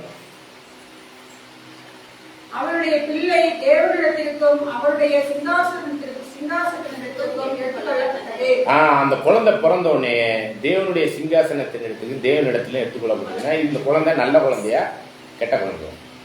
இப்ப நிறைய வேதமானவர்களுக்கே என்ன குழப்பம்னா, ஒரு சில பேருக்கு இந்த குழந்தைங்கிறது சபை, உயிர்த்தெழுந்து போற சபைன்னு சொல்லிட்டு இருக்கிறாங்க. ஏன்னா எங்க போயிருக்கிறது? தேவனுடைய சிங்காசனத்தில் இருக்குது. ஆனா இந்த குழந்தை எங்கேருந்து பிறந்திருக்கு? சபையில வானம்னாக்கே ஆவிக்குரிய நிலைமையில் உள்ள சபையில இருந்து பிறந்திருக்கு. பிறந்த குழந்தை முழுங்க பார்க்குறது ரோமராஜ்யம். முழுங்க பார்க்கிற இந்த குழந்தை என்ன ஆயிடுச்சு? தேவனிடத்துக்கு எடுத்துக்கொள்ளப்பட்டுருச்சு. சகல ஜாதிகளில் இரும்பு கோளால் ஆளுகை பண்ணுகிற இரும்பு அப்படிங்கிற ஒரு விஷயம் யாருடையதுன்னா ரோமராஜ்யம். இது கிறிஸ்துவுக்கும் அடையாளமா இருக்கு. கிறிஸ்துவ ரோமராஜ்யத்துக்கு தேவனுடைய ராஜ்யத்தை இருப்பு கோளால் ஆழ்வார்களுக்கு சபையும் 2ஆம் அதிகாரம் வெளிப்படுத்தல் 2ஆம் அதிகாரத்துல இப்படிலாம் சொல்லப்படுது. ஆயினும் இந்த இடத்துல கல்லு மாதிரியே இருக்கிற டூப்ளிகேட் கல்லு என்ன பண்ணணும்? அந்த இருப்பு ஆட்சியை 1000 வருட அரசாட்சின்னு ரோம ராஜ்யத்தில் உள்ள அந்த போப்பு மார்க்கமும் ஆட்சி பண்ணணும். அதுதான் 799 இருந்து 1799 வரையும் 1000 வருட அரசாட்சிக்குரிய ரோம ராஜ்யத்தின் போப்பு மார்க்கம் ஆண்டதாக வரலாறு சொல்லுது. சரிங்களா? அப்ப இதுதான் என்னன்னு பாத்தீங்கன்னா, இந்த இடத்துல அந்த குழந்தை யாரை அடையாளப்படுத்துதுன்னா, சபையிலிடத்திலிருந்து பிறந்த, சபையிலிடத்திலிருந்து வெளியேறின அந்த கிறிஸ்து. சரிங்களா? இதை தான் நம்ம எங்க படிச்சோம்? தெசலோனிக்கேல கேட்டின் மகனாகிய 2 தெசலோனிக்கேயர் 2ஆம் அதிகாரத்துல கேட்டின் மகனாகிய பாவ மனுஷன் வெளிப்பட்டால் ஒழிய அந்த நாள் வராது. 3வது வசனம் 4வது வசனத்தை வாசிச்சுங்க. அவன் என்ன ஆயிடுவானா, தன்னையே தேவனுக்கு நிகராய், தன்னையே தேவன் என்று தேவனுடைய சிங்காசனத்துல போய் தேவனுடைய ஆலயத்துல போய் உட்கார்ந்துருவான். அதுதான் பாலாக்கு மறுவருக்கு பரிசுத்த ஸ்தலத்தில் நிற்க காணும் பொழுது அந்த கேட்டின் மகன் அந்த குழந்தை பிறந்த உடனே எங்க போயிடுச்சு? தேவனுடைய ஆலயத்தில் தேவனுடைய ராஜ்யத்துக்குரிய அந்த தேவனுடைய சிங்காசனத்துக்குரிய அந்த தன்மையில தன்னையே தேவனுக்கு நிகராய். இன்னைக்கு போப்புங்கிறதுக்கு அர்த்தமே என்னங்க? ஃபாதர். ஃபாதர் அந்த ஆட்சியில் உள்ளவங்க என்ன சொல்றாங்க? ஃபாதர். ஃபாதர்னா பிதாவை தவிர பூமியில யாரையும் ஃபாதர்னு சொல்லாதன்னா இவங்க எல்லாம் தன்னையே பிதாவுக்கு நிகரா சொல்லிட்டாங்க. அதுதான் இந்த இடத்துல வசனத்துல படிக்கணும். படிங்க 2 தெசலோனிக்கேயர் 2ஆம் அதிகாரம் 3-4 வசனம். எவ்விதத்தினாலும் ஒருவனும் உங்களை மோசம் போக்காதபடிக்கு எச்சரிக்கையாயிருங்கள். ஏனெனில் விசுவாச துரோகம் முந்தி நேரிட்டு கேட்டின் மகனாகிய பாவ மனுஷன் வெளிப்பட்டால் ஒழிய அந்த நாள் வராது. அவன் வெளிப்பட்ட பிறகு அந்த குழந்தை பிறந்த பிறகு என்ன நடக்குதுன்னு பாருங்க. இந்த இடத்துல வசனத்தின் அடிப்படையில் அவன் எதிர்த்து நிற்கிறவனாகிய யார? தேவனே எதிர்த்து நிற்கிறவன், நம்முடைய கிறிஸ்துவே எதிர்த்து நிற்கிறவன். இதுதான் தானியேலிய 9ஆம் அதிகாரத்துல படிச்சோம். சரிங்களா? அவன் சத்தியத்தை கீழே தள்ளுவான் 8ஆம் அதிகாரத்துல தான் படிச்சோம். சரிங்களா? எதிர்த்து நிற்கிறவன் வானசேனை வரையும் தன்னையே உயர்த்தினா அந்த சின்ன கும்பை பத்தி படிச்சோம். படிங்க. தேவன் எனப்படுவதோ ஆராதிக்கப்படுவதோ அவன் எல்லாவற்றுக்கும் மேலாக தன்னை உயர்த்தி. அப்ப இந்த குழந்தை பிறந்தவனே எல்லாவற்றுக்கும் மேலாக தேவனுடைய சிங்காசனத்துக்கும் அவருடைய இடத்திற்கும் எடுத்துக்கொள்ளப்பட்டு தன்னையே உயர்த்தி கொண்டது. புரியுதுங்களா? அப்ப இந்த குழந்தை யாரு? அந்த கிறிஸ்து. தொடர்ந்து வாசிங்க. தேவனுடைய ஆலயத்தின் தேவன் போல உட்கார்ந்து, தேவனை போல அந்த சிங்காசனத்துல உட்கார்ந்துட்டான் அந்த குழந்தை. அதான் இங்க படிச்சோம். சரிங்களா? தொடர்ந்து வாசிங்க. தன்னைத்தானே தேவன் என்று காண்பிக்கிறவனாயும் இருப்பார். அதுதான் இங்க வெளிப்படுத்தல் 12ல திரும்ப படிங்க. அந்த குழந்தை எங்க எடுத்துக்கொள்ளப்பட்டது? தேவனிடத்திற்கும் அவருடைய சிங்காசனத்திற்கும் எடுத்துக்கொண்டு தன்னையே தேவனுக்கு நிகரா உயர்த்தி விட்டது. புரியுதுங்களா? அப்ப ரோமராஜா தடை பண்ணிக்கிட்டு இருந்தது டம்மியா போச்சு. இப்ப இல்லாம போயிடுச்சு ஒரு குறிப்பிட்ட காலத்துல. அதான் வனாந்தரம் பாலைவனத்துக்கு போயிடுச்சு. சத்தியம் இல்லாத இடத்துக்கு சபை போயிடுச்சு குழந்தை பிறந்த உடனே. தொடர்ந்து வாசிங்க. அங்கே 1260 நாளளவும் அவளை போஷிப்பது. ஓகே, திரும்ப படிங்க. ஸ்திரீயானவள் வனாந்தரத்திற்கு ஓடி போனாள். அங்கே 1260 நாளளவும் அவளை போஷிப்பதற்காக தேவனால் ஆயத்தமாக்கப்பட்ட இடம் அவளுக்கு உண்டாயிருந்தது. ஓகே, இதோட நம்ம முடிஞ்சிருச்சு அந்த 6வது வசனம். ஓகே, அப்ப இதோட இந்த தீர்க்க தரிசனத்தை அப்படியே நிறைவு பண்ணிக்குவோம். 1260 நாள் அப்படிங்கிறது 3.5 வருடம் அப்படிங்கிறது 42 மாதம். அப்படின்னாலே இந்த குழந்தை பிறந்ததுல இருந்து என்ன ஆயிடுச்சுங்க? 3.5 வருடம் சபை வனாந்தரத்துக்கு போயிடுச்சு. இது தன்னையே தேவனுக்கு நிகராக உயர்த்தி கொண்ட அந்த கிறிஸ்து அமைப்பாக போப்பு மார்க்கமாக இயங்க ஆரம்பிச்சிருச்சு. அப்படிங்கிறதா இந்த தீர்க்க தரிசனத்துல நம்ம புரிஞ்சு கொடுக்குறோம். அப்ப பாலாக்கு மறுவருக்கு பரிசுத்த ஸ்தலத்துல போய் தேவனுக்கு நிகராக தன்னையே தேவன் நிறுத்திருச்சா? இததான் நம்ம பாலாக்கு மறுவருப்பாக சிந்திச்சிருக்கிறோம். இவைகள்ல ஆதி சபையிலே அந்த கிறிஸ்துக்கள் அநேகர் இருந்திருக்கிறாங்க. அவங்க வெளிப்படல, ஒரிஜினல் வர்ற வரையும் வெளிப்படல. இப்போ கடைசி நாட்கள்ல நம்ம வாழ்ந்துட்டு இருக்கிறோம். நம்ம வாழ்ற நாட்களையும் இது மாதிரி நம்மளுக்குள்ளேயே அநேக அந்த கிறிஸ்துக்கள் கள்ள தீர்க்கதரிசிகள் கள்ள போதகர்கள்லாம் வருவாங்க. இது ஆதியிலே இருந்திருக்கு. இப்பயும் நிறைய பேர் வேதமானவர்கள் மத்தியிலும் வருவாங்க. நிச்சயமாகவே இதற்கான நம்மளை தெரிந்து கொள்ளப்பட்டவர்களையும் வஞ்சிக்கத்தக்கவர்களாக பெரிய அற்புதத்தையும் அடையாளத்தையும் செய்வாங்க. இந்த கடைசி நாட்கள்ல வாழ்ந்து கொண்டிருக்கிற நமக்கு பெரிய எச்சரிப்பு என்னன்னா, இப்படிப்பட்ட வேதமானவர்கள் மத்தியிலே எப்படிலாம் இருப்பாங்க அப்படிங்கும்போது இது மாதிரியான அந்த கிறிஸ்துவத்துக்கு ஏதுவானவர்களும் இருப்பாங்க அப்படிங்கறத பத்தி உறுதிப்படுத்திக்கலாம். 2 தீமோத்தி 3ஆம் அதிகாரம் 1 முதல் 8 வசனத்தை வாசிச்சு நம்ம நிறைவு செஞ்சுக்கலாம். இது கடைசி நாட்கள்ல 7ஆம் சபை லவோதிக்கேயா சபையின் நாட்கள்ல ஆண்டவருடைய 2ஆம் வருகையின் நாட்கள்ல அந்த கிறிஸ்து வந்துட்டான் அப்படிங்கறத நம்ம புரிஞ்சுட்டோம். ஆண்டவருடைய 2ஆம் வருகை நாட்கள் கூடிய 7ஆம் சபையின் காரியத்துல கடைசி நாட்கள்ல வேதமானவர்கள் மத்தியில எப்படி இருப்பாங்க படிக்கலாம். மேலும் கடைசி நாட்களிலே கொடிய காலங்கள் வரும் என்று அறிவாயாக. எப்படி எனில் மனுஷர்கள் பாருங்க, மனுஷர்கள்னா இந்த இடத்துல பூரண புருஷர் மனுஷர் அப்படின்னா அந்த சத்தியத்துக்கு உட்பட்டு சத்தியத்துக்குரிய ஜீவியத்துல தேவனோடு உடன்படிக்கை பண்ணி நீதிமானாக்கப்பட்ட அந்த மனுஷர்கள். அப்படின்னா உலக மனுஷர்களை சொல்லல, உலகத்துல உள்ளவங்கள அப்படி சொல்ல மாட்டார், அது உலகத்தார்னு சொல்லிடுவார். மனுஷனாலே இந்த மீட்கும் பொருளை ஏற்றுக்கொண்டு இந்த சத்தியத்துக்குள்ள வந்து தேவனோடு உடன்படிக்கை பண்ணி கொண்ட வேதமானவர்கள்னே வச்சுக்கணும். சத்தியத்துக்குள்ளேயே இந்த வேதமானவர்களே எப்படி இருப்பாங்க படிங்க. எப்படி எனில் மனுஷர்கள் தற்பிரியராயும் பணப்பிரியராயும் வீம்புக்காரராயும் அகந்தையுள்ளவர்களாயும் தூஷிக்கிறவர்களாயும் தாய் தகப்பன்மாருக்கு கீழ்ப்படியாதவர்களாயும் நன்றி அறியாதவர்களாயும் பரிசுத்தமில்லாதவர்களாயும் சுபாவ அன்பில்லாதவர்களாயும் இணங்காதவர்களாயும் அவதூறு செய்கிறவர்களாயும் இச்சையடக்கமில்லாதவர்களாயும் கொடுமையுள்ளவர்களாயும் நல்லோரை பகைக்கிறவர்களாயும் துரோகிகளாயும் துணிகரம் உள்ளவர்களாயும் இருமாப்புள்ளவர்களாயும் தேவப்பிரியராயிராமல் சுகபோக பிரியராயும் தேவ பக்தியின் தேசத்தை தரித்து அதன் பலனை மறுதளிக்கிறவர்களாயும் இருப்பார்கள். இப்படிப்பட்டவர்களை நீ விட்டு விலகு. பாவங்களால் நிறைந்து பற்பல இச்சைகளால் இழுப்புண்டு எப்போதும் கற்றாலும் ஒருபோதும் சத்தியத்தை